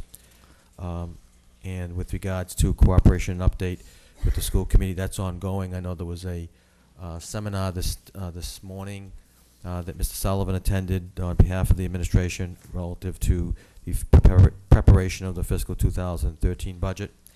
On town hall virtualization, Mr. Underhill is on vacation. I gave an update at the last meeting with regards to the installation of servers both here and at the police station and the project moving forward from that standpoint. That concludes my report, Mr. Chairman. Okay, thank you very much. Any other questions from the board on the TA's report? If none, we'll move forward. Mr. Chair? Here. Yes. Well, there's two things, but I'm not sure if one of them belongs under this. A few months ago, I had asked, and Mr. Andrews had said that we were going to get the list of the vacant, we have a number of vacant positions and where we are in the process of hiring for those positions, and we haven't seen that yet. And I'm just wondering if we can get that for January so we can keep an idea of where we're at filling. Mr. Andrews, can you Yes. update us on that? I will provide that update, Mr. Chairman. Thank you. And the second thing, and I'm not sure, you can tell me if this is would fall under the town administrator's report or any other town business. I think it's a little bit of both. We have a policy about department heads updating the Board of Selectmen on a regular basis, and we haven't done that. And I'd like to start the new year off by abiding by that policy and start having the department heads give us their updates. And I think that it would be beneficial for the board in a number of respects, not just so that we get an idea of where the department heads are, but also we can get a better idea of what each department's function, and the public can get a better idea of what each department's function is within town hall. So, for example, there was a lot of discussion last week about the assessors and setting the tax rate, and we all found out that, in fact, the assessor's office does a lot of the work and the reeval and things like that, but they're only one piece of the overall team that sets the tax rate. So if we could get that rolling again, and I think it would be a nice way to start off the new year. And it may eliminate a number of the questions that come from the public and some of the misconceptions in the public also. Mr. Chairman, I'm happy to stimulate that discussion with the leadership team. I encourage them to come forward. I believe we got a grant update from the harbor master at the last meeting. I'm just going back to my board packet here. The chief was here tonight. He'll be coming up with a number of programs that he indicated this evening. I think it's a great idea, and we'll move that forward at leadership team in order to bring not only the board, but as you have indicated, up to speed with regards to leadership team activities. I do also want to point out that I think I'm approaching something in the vicinity over at least 30 programs of the town administrator's report that we do bring department heads in and try to get that out in another venue. I think it is on Friday evenings, I'm told. And so I'm happy to move that along. Thank you, Mr. Chairman. Want to continue, Mr. Holmes? Next, we have the ABCC renewal certification for 2012.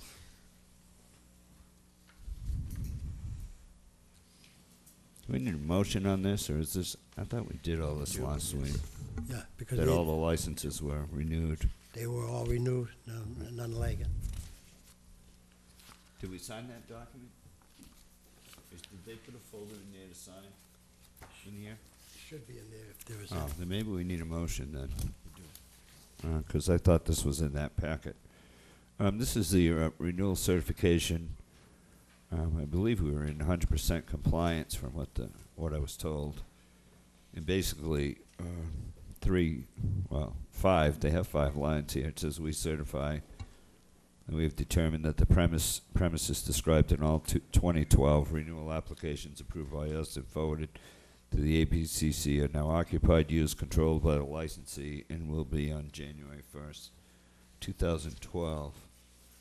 I thought we signed that as part of the packet last week. Let me just look quick. See, I don't see that document in here to be signed. Was that a motion, Mr. Holmes? Yeah, I guess we can make a motion, and that way it makes it official in case it wasn't done last week. Right. Motion made by Mr. Holmes, second. Second. Second by Mrs. Winslow. Question? Hearing none, all in favor? Aye. Aye. All opposed? 5-0-0.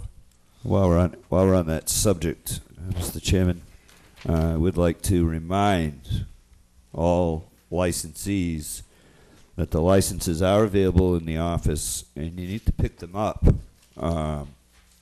prior to the end of the year, so that on January 1st, when you open, you need to have that new license on the wall. Obviously, we know who you are if you haven't picked it up, because it's still sitting in the box, and that could be a problem for you. All right, school transportation discussion is next. Mr. Chairman, I don't see anyone from the school committee here. Were they? No, right. When you recommended about us getting up together, there was no date on it. So I contacted a couple of members from the school department, and with their suggestion and in the fact that it borders on the same thing that Mrs. Begley said about certain committees.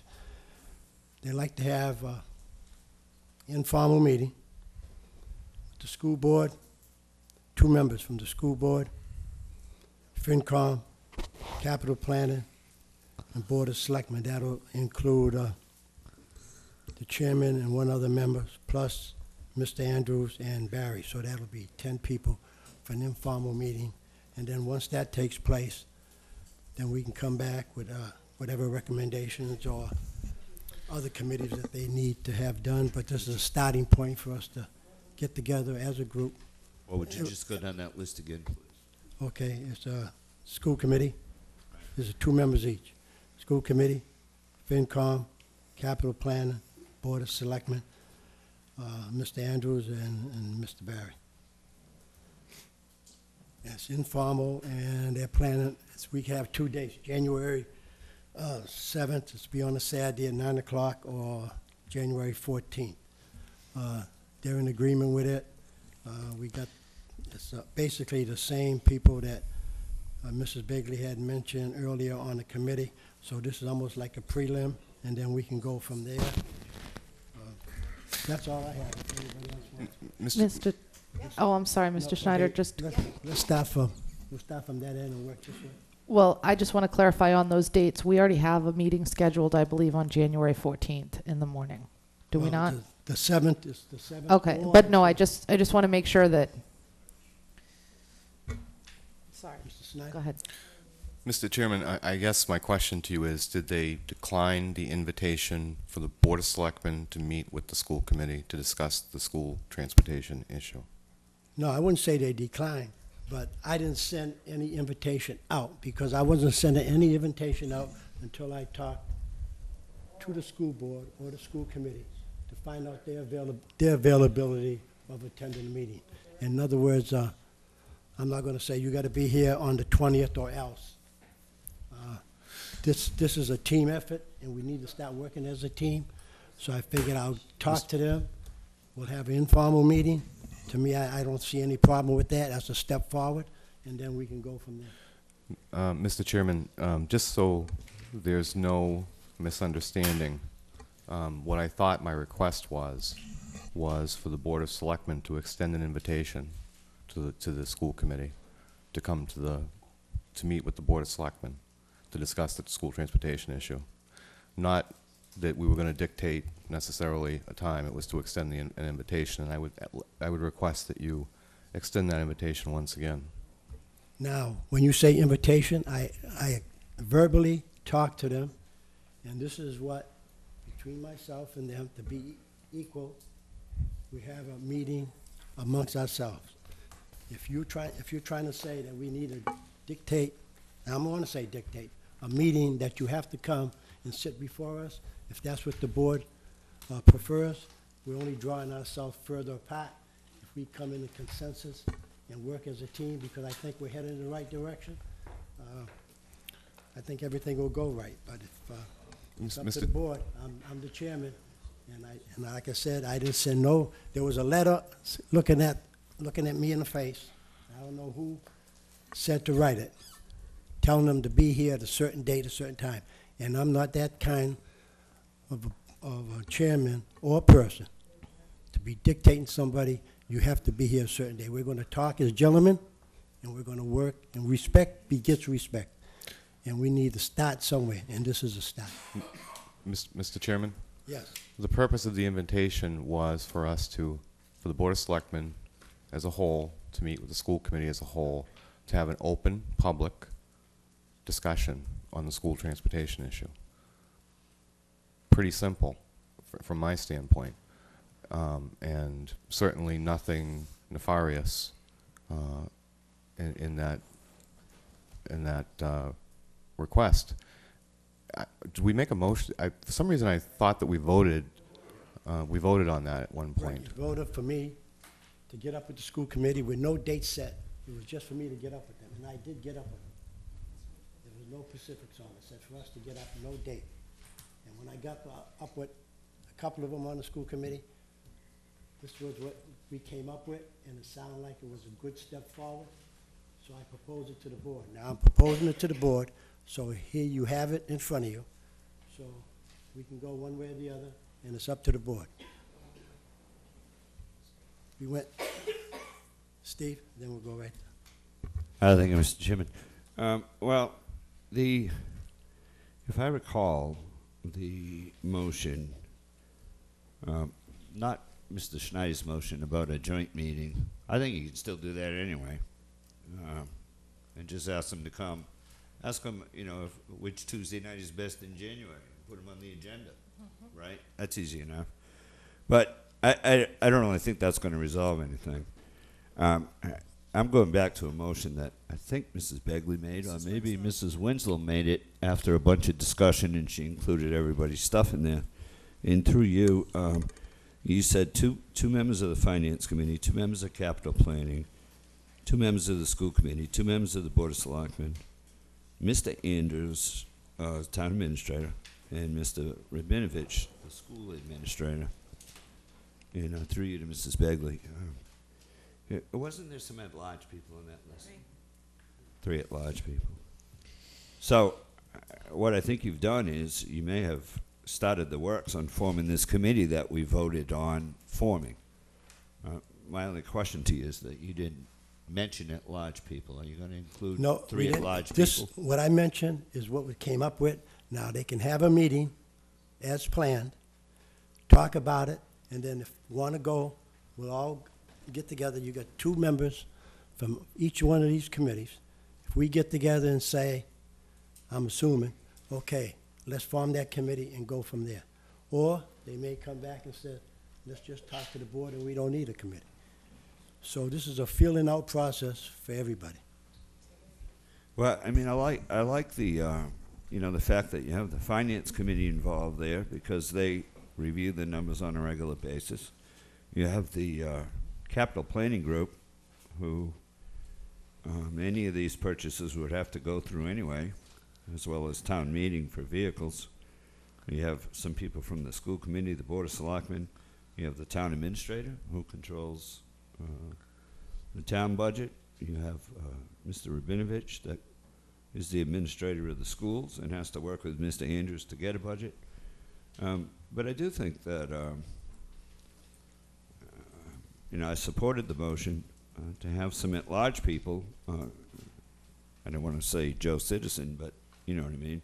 Somebody who's not in an elected office or appointed position to sit in on the meetings. Maybe some parents from the PTA or some of those folks who have a vested interest in the buses or the school transportation, not to sit in on that meeting. So I couldn't see why anybody would be opposed to that. Well, right now, for this, they're not making any decision. The only decision we'll probably make, or whatever we come up with, is how we're going to get together and implement this.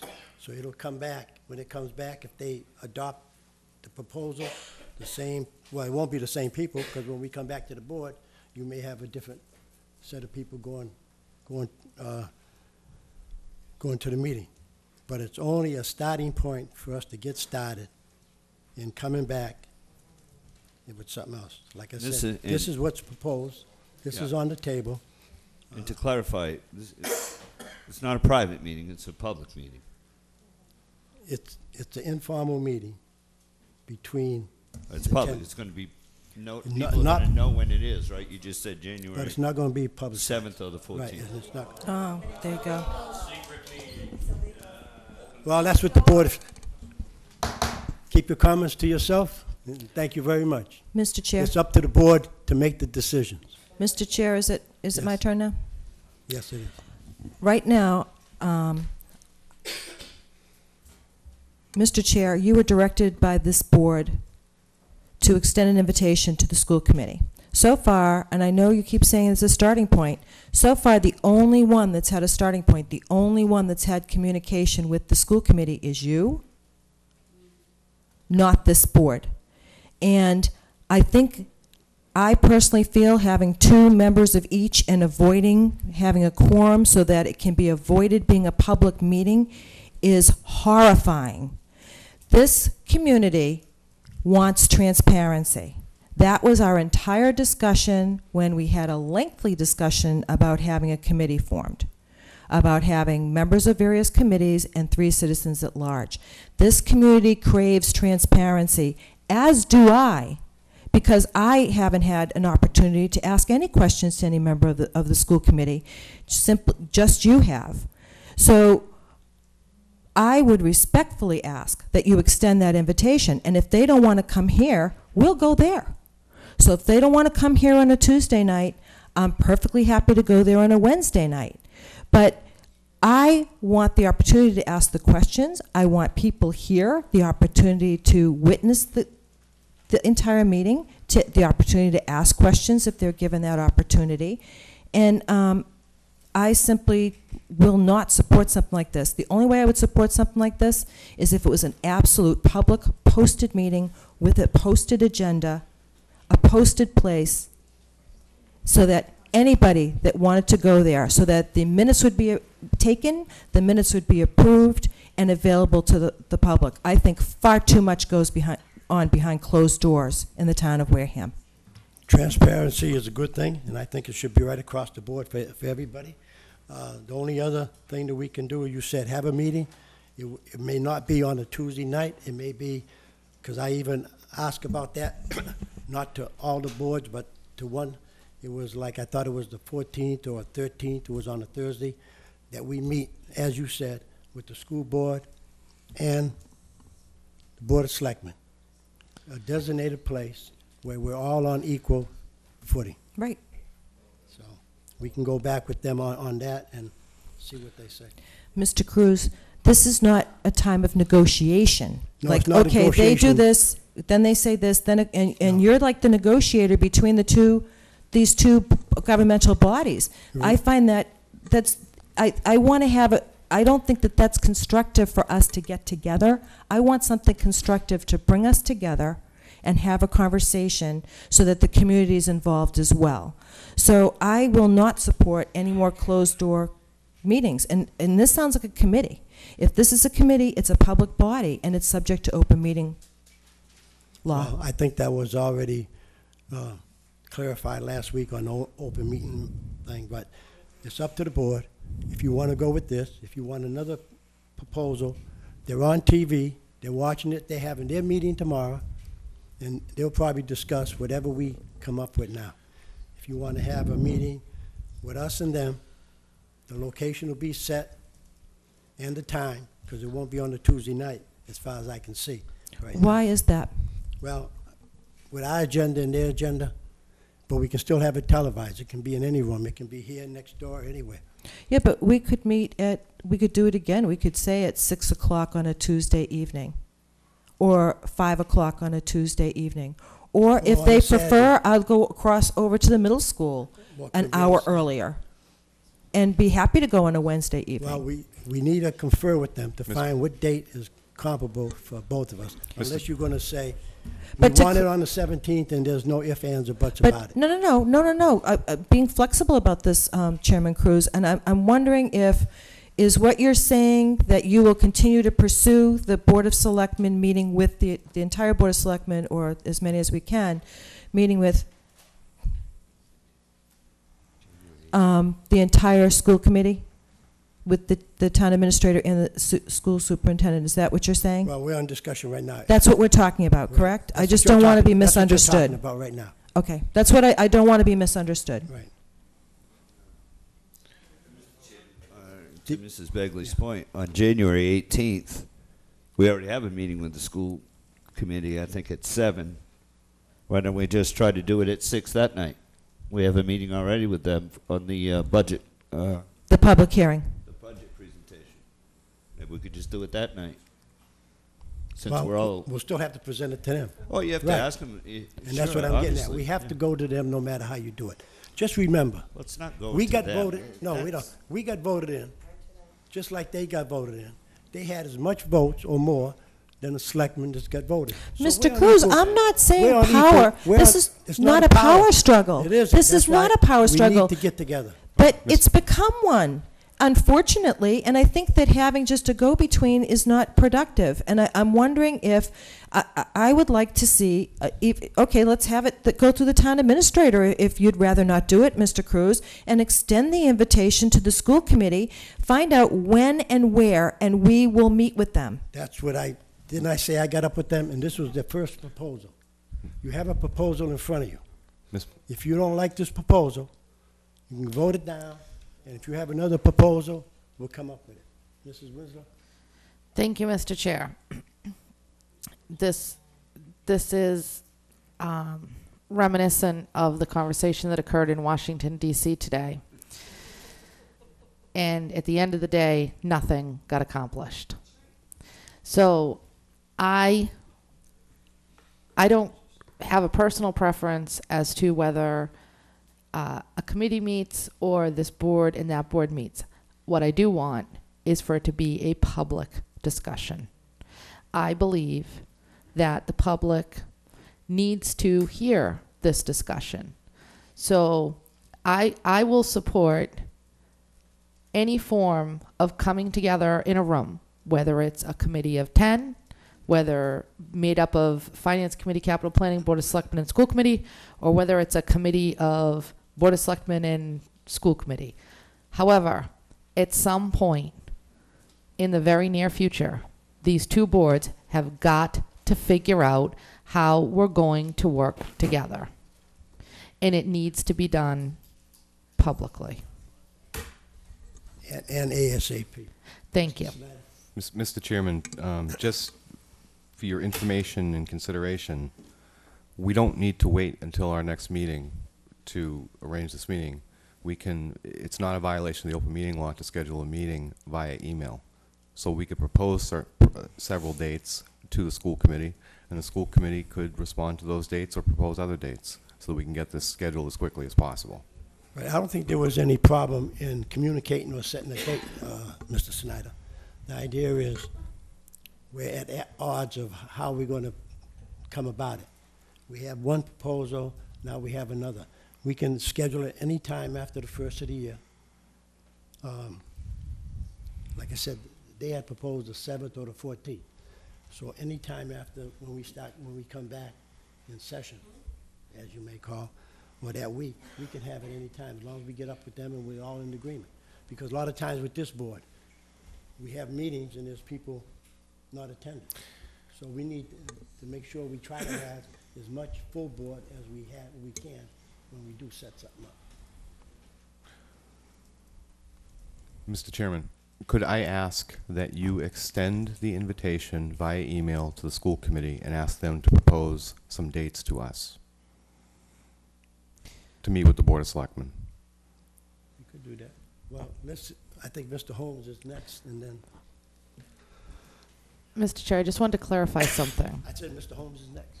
Well, Go I back was and just, forth. I was just going to suggest that we already have a date where the two boards are meeting, January 18th at 7 o'clock. And why don't you just send, who's the chairman there now? Kenny or is it Jeff? Jeff. Why don't you just send Jeff an email and say, Jeff, talk to the guys tomorrow, the ladies tomorrow night, and, let's try to meet on the 18th at 6 o'clock, and we have an hour discussion. But I do want to say something here, because Mr. Cruz is our chairman, and he's not out negotiating nuclear trade secrets with the Russians or anything. He's trying to get a meeting with the school committee. And the difficulty he's having is reflective of the relationship over the last 30 years. He goes to them and says, and he's using words like proposals. There's no proposals. I know what he did. He went and said, hey, we want to have a meeting. And they said, oh, well, we suggest we meet this way. I'm sure that he's not negotiating anything except trying to get people to come to a meeting. So there's no negotiation going on, unless I'm mistaken. Are you negotiating, Mr. Cruz, with anyone? All I'm Except doing to is get a trying meeting. Trying to get a meeting together so we And can that's come how to difficult so we can this come has to a become. consensus to move forward. And that's how difficult this has become between these two boards over the years. There's a lot of new faces on this board and on that board as well. And there just seems to be the historic grunnel. And maybe it's as easy as, hey, on the 18th, let's try to get together at 6, just like we did a couple weeks ago, like we do at our meetings. We got to be there anyway at 7. Let's just try to get there for 6, and we'll at least begin an hour-long discussion. Mrs. Winslow? That's my suggestion, anyway. Mrs. Winslow? If what I'm hearing from Mr. Chair is correct, the issue here isn't having the meeting. The issue is how the group is going to be made up. We want it to be the Board of Selectmen and the school committee. And the school committee is suggesting 2 members of the Board of Selectmen, 2 members of the Finance Committee, 2 members of the Capital Planning Committee. And So Mrs. Winslow, we can Mr. keep... Chairman. Excuse me, wait, she has the floor. You had the floor, she has the floor. May I have a minute to say something here? That's not accurate information. What we're talking about is Mr. Schneider's motion to have a meeting of the Board of Selectmen and the school committee, not to form a committee or make decisions or to do all that stuff that you're talking about with this committee.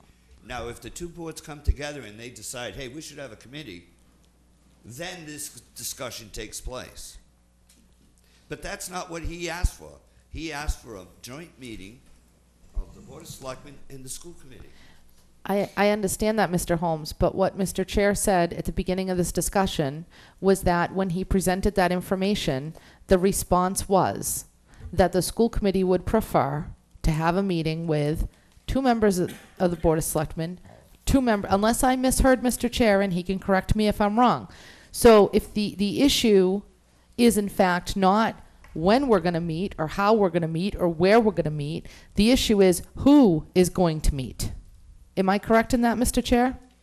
Go ahead, I want to let you continue. Go ahead. Well, that's what I'm trying to Right. clarify. In other words, this is a starting point for us to get together, and I don't think there's going to be any decision except to move forward.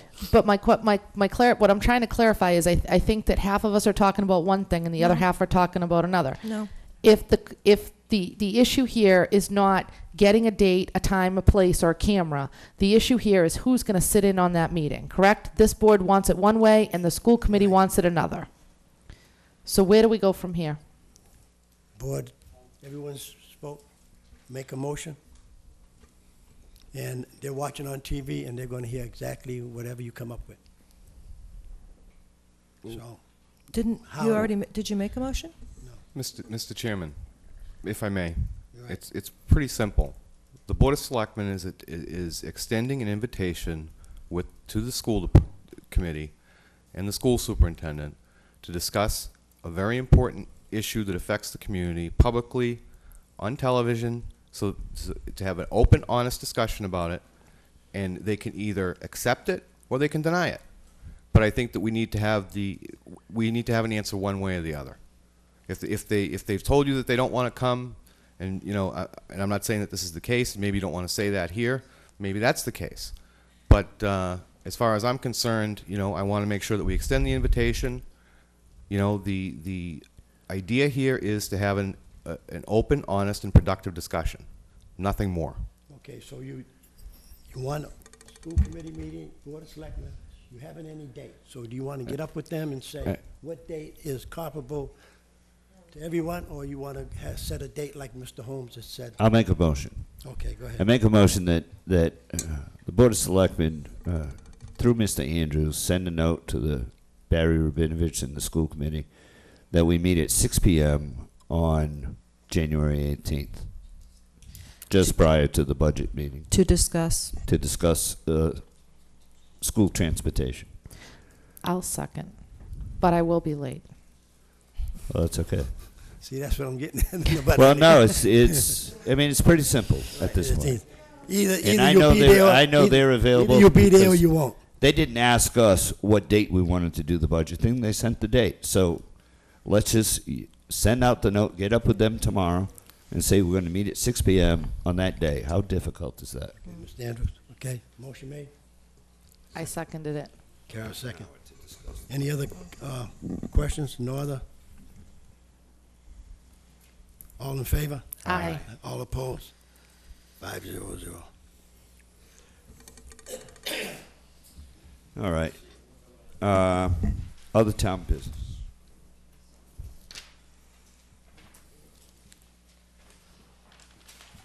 I think on other town business, Mr. Andrews, do we have something with Great Neck Conservation Project?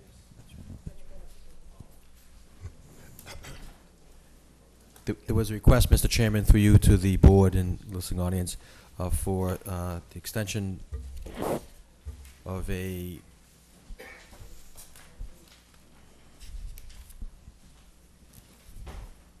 conservation restriction by the Wareham Land Trust. You should have something if you don't. I apologize in your packet. It came in late. I believe it's a vote of the board to take action to allow that extension to go forward. Is anybody here on that, on this issue? Yes. Could you come up, please? If you wouldn't mind stating your name and speak right into that microphone and describe what your request is, please. Did you say state my name? Yeah. Jesse Frere, Wareham Land Trust. I'm here on behalf of the partners of the Great Neck Conservation Project, and what we have is an amendment that we need the board's signature on to one of the private conservation restrictions in Great Neck. The reason we need signatures is for the release of funding for this project. It recorded at the Plymouth Registry of Deeds, so it's been before the town, it's been voted, and really why this amendment needed to be drafted was that the National Ocean and Atmospheric Administration grant program that funded they brought in more than $200 million towards the project, has a lot of specifics that they wanted to see in the recorded conservation restriction that did not make it. And the only reason why it didn't make it is because we and Mass Audubon at the time didn't know that they wanted to see the specifics. Specifics such as the grant number, language using NOAA in the actual conservation restriction and different sections of it as well. And that is why we need, why I'm hoping we can get signatures on this so we can have access to the funds and allocate them towards the projects. Does the board have any questions? Mrs. Winslow first. I have no questions, Mr. Holmes. This, I believe, happened once before, a couple, maybe more than that. That's right. I wasn't here. Mass Audubon was here, and they said the same. It's an identical situation, just a different one. There's many parcels down there. There's at least 8 properties with CRs on them. So there may be another one that is brought forth here, but for now, this is similar to a Scribner's error or a clerical error. I just didn't. Yeah, exactly. Yeah, it doesn't change the language that's written to the conservation restriction. It doesn't change it. It just exactly clerical error on our part in the eyes of the funders. So, thank you. Snyder. I'm sorry, and maybe I missed it for whatever reason. Did the Conservation Commission weigh in on this? Have they I'm had the reading through opportunity? that right now. Has this been to the Conservation Commission? Yeah, this conservation restriction, the Wareham Land Trust, Mass Audubon, and the town of Wareham acting through its conservation restriction all signed off on the conservation restriction and all are collectively the grantee of this conservation restriction. So yes, so it's been through that process. Yes. And if I could, Mr. Chairman, just a further clarification. Sure. This came up at a late date. Obviously, you need this by the end of the calendar year? Yes. From what I understand, that's right. It's time sensitive, and that's why I'm here tonight. Is yes, we need this. You need these signatures. If there's additional questions, I don't know when I could collectively get everybody's signature. If you weren't comfortable with signing it tonight, but we are available to answer additional questions.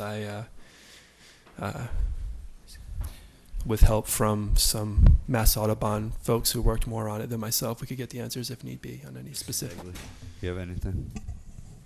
This doesn't have to be notarized, correct? Does. Actually, have it to be does. notarized? Yes.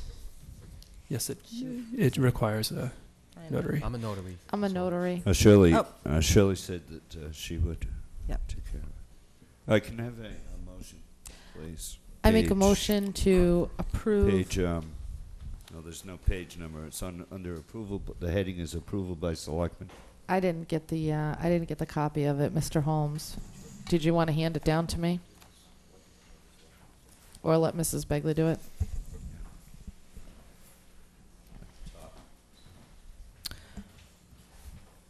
This document is titled Approval by Selectmen. We, the undersigned, being a majority of the Board of Selectmen of the Town of Wareham, Massachusetts, hereby certify that a meeting duly held on December 20th, 2011, the Board voted to, I guess that's my motion, to approve the foregoing conservation restriction amendment as being in the public interest pursuant to Mass General Law, Chapter 184, Sections 31 through 33. We have a motion by Mrs. Bagley. Second. Second by Mrs. Winslow. Any other questions? All in favor? Aye. All opposed? Passes 5-0-0. Thank you very much. Great, thank you. Have a great holiday. Thank you. Mr. Chairman, if I could, maybe Mr. Farrar could pick up a signed copy at the Board of Selectmen's office in the morning. You're welcome. All right. Next up is sewer. Any town business? Oh, still under. Yes. Mr. Chair, I just wonder if there's anything we have to do about the vacancy on the Board of Assessors. Do we need to address that in January as a board? Question? I do believe that we need to discuss it as an agenda item. There's That's only correct. To put it on the agenda in January. Oh, That's what I'm asking. Yes. Mm. You're asking him though. Yes. Right. Not me. Okay. Well, Not I you. wanted- Okay. No, I thought I'm you wanted good. to discuss it now, but. No, it's not on the agenda. So could we put that on the agenda for January, please? Okay, we'll take a look whether it's the 10th or the 17th. All right, sewer business. I have- Mike had something. Oh, I'm sorry. Mr. Chairman, through you to Mr. Andrews, has there been any update on the town contractor who was parking vehicles, salt-covered vehicles, up in Zone 2? To you, Mr. Chairman, I will check on that. I know that Inspectional Services and the Chief of Police have been working very hard to get some voluntary compliance, and I know the board has taken an action to get mandatory compliance, and I'll get an update and get it out to the board in the morning. Thank you, Mr. Andrews. You're welcome.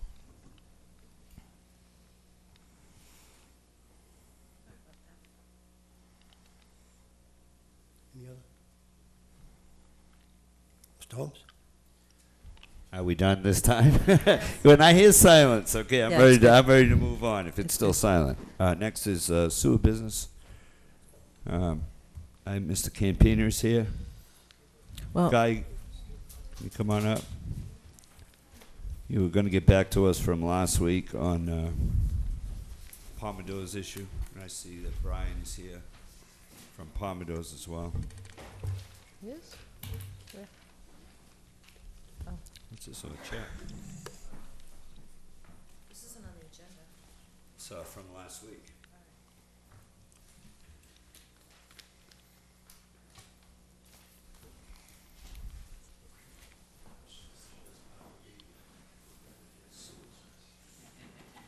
Hi, Guy. Good, how are you?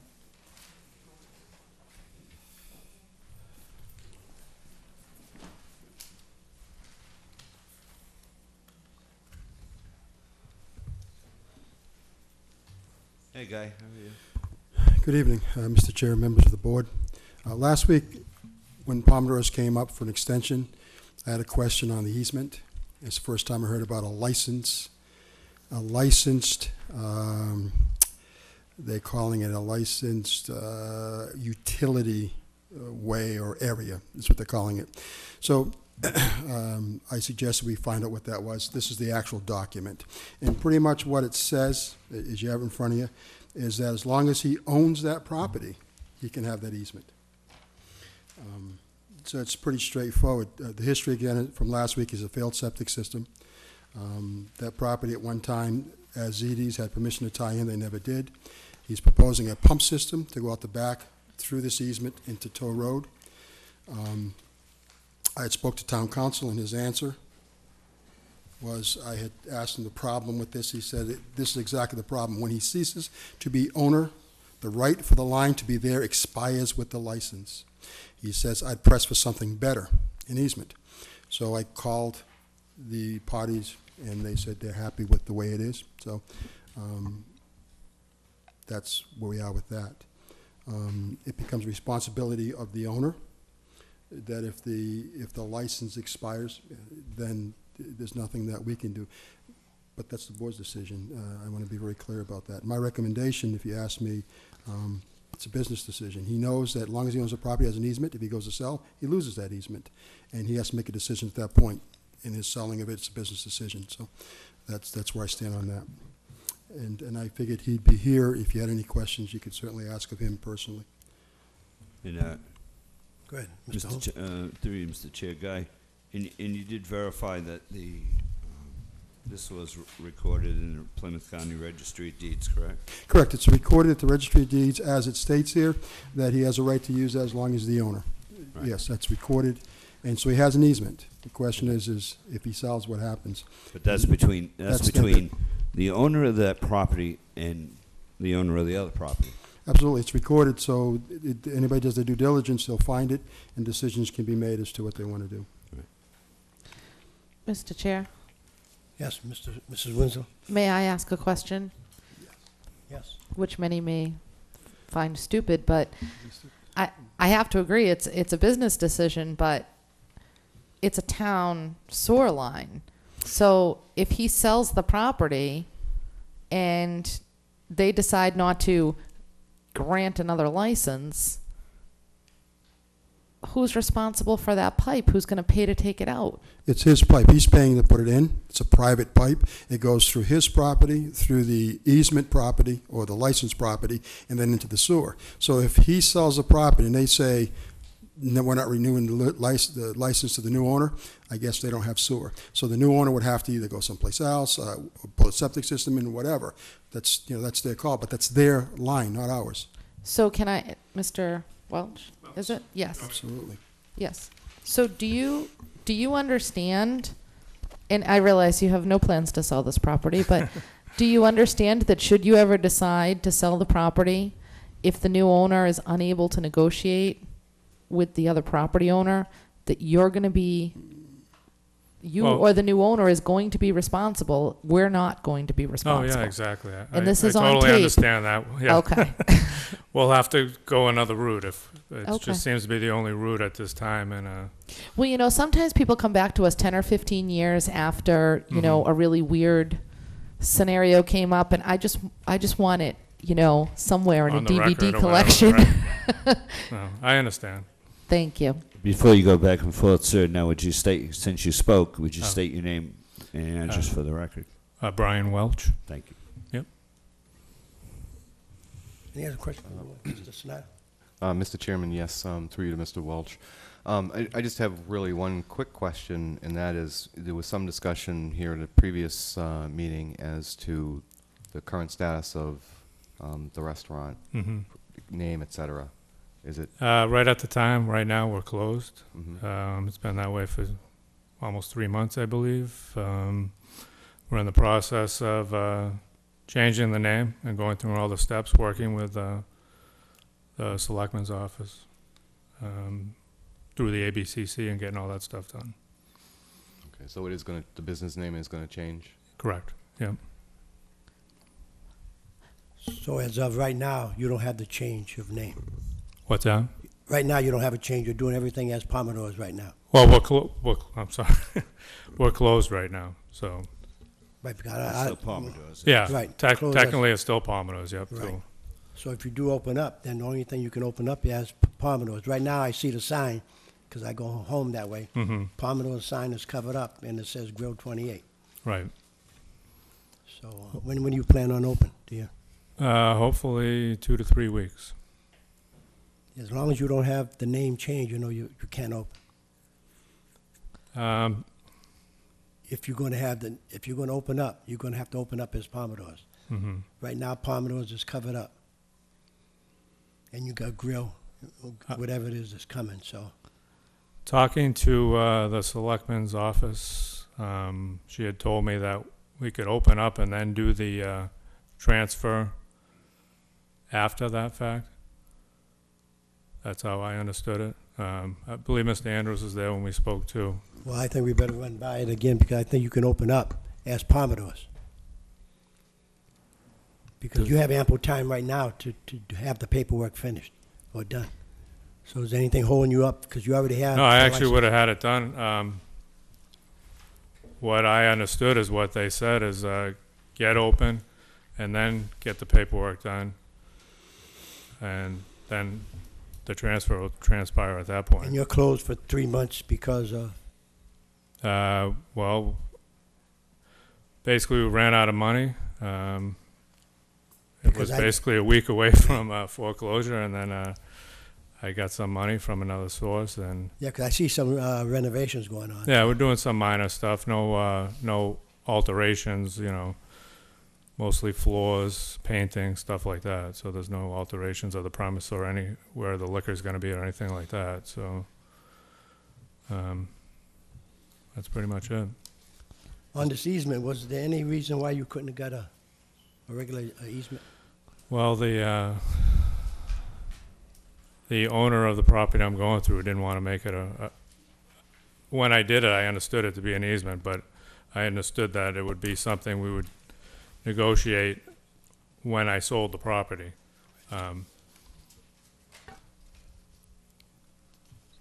Apparently it's a license, but I guess it's still, the contract says that as long as I own the property, I have, the right to use that.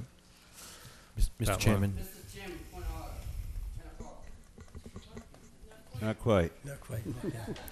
Mr. Chairman. Yes. If I could just brief, Mr. Walsh, the day that we met, it was regarding your renewal of your license, which obviously, given the tenuous circumstances you faced that you've described, but I think the chairman, and I just want to be very clear, in order to open with the new name, you have to have the transfer of the paperwork to the new name done before you actually open the doors up for operation. That's the point. So by giving it to you well in advance, so that you had it. Cripes, we met back in it was late summer, early fall, and so the idea is to return the paperwork with the change of the name, so that the day you go to open, there's a new name and there's a new owner of record for the license. That's my understanding.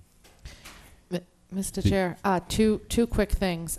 First, I make a motion to go beyond the hour 10 for the sole purpose of finishing this discussion with Mr. Campina. Motion made to continue. Oh, a second. Second by Steve. All in favor? Aye. All opposed? Okay, that's to continue and finish with this, what we have in front of us. The second thing is, and I'm a little bit confused about this. Maybe there's some confusion in the office. We're the licensing authority. nobody in town hall is the licensing authority. If somebody wants to close for anything in excess of, I think it's 2 or 3 weeks, then we need to be notified about that. And that's very important that that happens, because we are the ones who get the phone calls when the businesses aren't open or they're not open during the hours. Mr. Chairman, I got to stop this. I have to stop this. This is a discussion about a liquor license. We are continuing last week's agenda item with Mr. Campina, who was to report back to this board. This is way off the range. Way off the range. Okay. We're in the sewer business, and a report from Mr. Campina from last week. Liquor licenses, it's not part of this discussion, in my opinion. Well, we're just informing him to let him know that when he does open up, it has to be That's changed. a discussion for Right. another time, Okay. not this time. So what before us now, Mr. Campina? Go ahead. It's simply about a sewer connection. He's applied for a sewer connection. We have the paperwork from last week. We're clarifying the easement, if you will, the license. You need a motion, to Mr. that. Campina? Yes, I need a motion to. Make a motion to Wait, tie. to hold allow- it. Excuse me, Wait a excuse minute. me. Mr. Campina never finished his conversation. Okay. He has the floor. Go ahead, Mr. Campina. Sorry. And it's simply straightforward that we're presenting to the board with the conditions that we have in front of you. There's a packet that talks about the maintenance agreements, the grease trap maintenance, and those type of things. Will be a caveat or attachment to the connection fee. The connection permit or license that you allow them to connect. And like I said, the only cloudy part was this. And now that it's clear, it's certainly an onus is on his shoulders to maintain this. We don't own it. We have nothing to do with it. And so it is my opinion that I see no reason why not to give him the connection. He's paying good money for a system. He's putting a pump-up system in there, a dual pump system of the plans. He's paying for all that, and he's going through his property and somebody else's property coming to us. And so I'm asking for a connection for Pomodors. Can I just ask a question, Mr. Bruce? Whatever it is. Hi, Guy. Yeah, how you doing? Okay. Good. You? I'm hanging right in there, doing real good. Go. I have a question. Yes. Is there anybody else besides us that would have to approve something like this, since this is kind of a conditional easement? Not to my knowledge. And again, it's beyond my. That's why I asked Mr. Bowen, Rich Bowen, as to the validity of this, and it's very valid. But he wants to point out that there's a caveat. If he sells it, he loses the right to that line. Right. So no one else has this. It's the first time I've ever seen it. Didn't know it But existed. zoning doesn't have to get involved, or, I mean, that's just, I'm just curious. No, we do easements all in sewer. If somebody's going to go through somebody's property, an example, we had a property on 207 Sandwich Road. They had to go through someone's property to get to the sewer. They worked out an easement, an agreement, and they paid for the sewer. So yes, they worked it out. Right, but and this went is a forward. conditional or temporary easement. So that was why I Yeah, was just wondering. Yeah, I don't and know. my other question is this, and as a sewer commissioner, I don't even know if this would even be a valid question, but I'm going to ask it anyway. If this is Mr. Welch's, if this is a mortgaged premises, is this something that your bank has to sign off on? They are under the understanding I'm doing it, and they never Okay. mentioned that I had to do that. I so, just didn't want you to get into kind of, Yeah. or the town, Yeah. or any litigation to result of Okay. any action this board Oh. takes. Okay. I just want to be the board cognizant that we have a failed system there. It's a failed system. And the Board of Health has asked that they do something, and this is one of the solutions they come up with. Thank you. Mr. Holmes, you ready to make a motion? Everybody's done. I think they are. Sure? Look at him rocking. Are you all set? I'm fine. What do you need a motion for, Guy? Do you need a motion? We don't. Yeah. Yes, you do. We don't I take think- a motion for everybody to tie in, do we? Oh, yes, permission, Yeah. the only, All right, I make a you're motion the then. only one that can allow someone to tie into the system. All right, I make a motion that we allow Mr. Campina to allow the tie-in of 2424 Cranberry Highway, Wareham, Massachusetts. Second. Motion made by Steve, second by Mike. Any other questions? Hearing none. Do we have to add the caveat about the easement that came from Attorney Bowen? I would definitely add that there's an easement attached. It's recorded. I would mention that absolutely, because it is part of that. It's part of the tie-in. All right. Okay, let me do it this way. Mike, would you take that back? I withdraw my motion. Thank you. I withdraw my original. And make a motion that we grant to Brian M. Welch, 2424 Cranberry Highway, the right to tie in based on Plymouth County Registry of Deeds, Book 21911, page 213. Second. Motion made by Steve, second by Mike. Question? No questions, all in favor? Aye. Aye. All opposed? 5-0-0. Motion to adjourn. Motion made to adjourn? Time out. Are we all set, Mr. Computer? Yes, No, that is, a motion that's was all I made. can talk about. We're still talking Right, about. this is In this finished, we particular voted. piece of property, everything's done. I'll just get him a copy of everything, all the conditions, and he can do the paperwork. He's got to use a licensed guy, and so So we're done. Contact with him. That's Yes, we're the- done. Motion made to adjourn. It was seconded. Second, okay, all in favor? Aye. Aye. Merry Christmas. Happy Hanukkah. Happy Kwanzaa. Sign all the paperwork.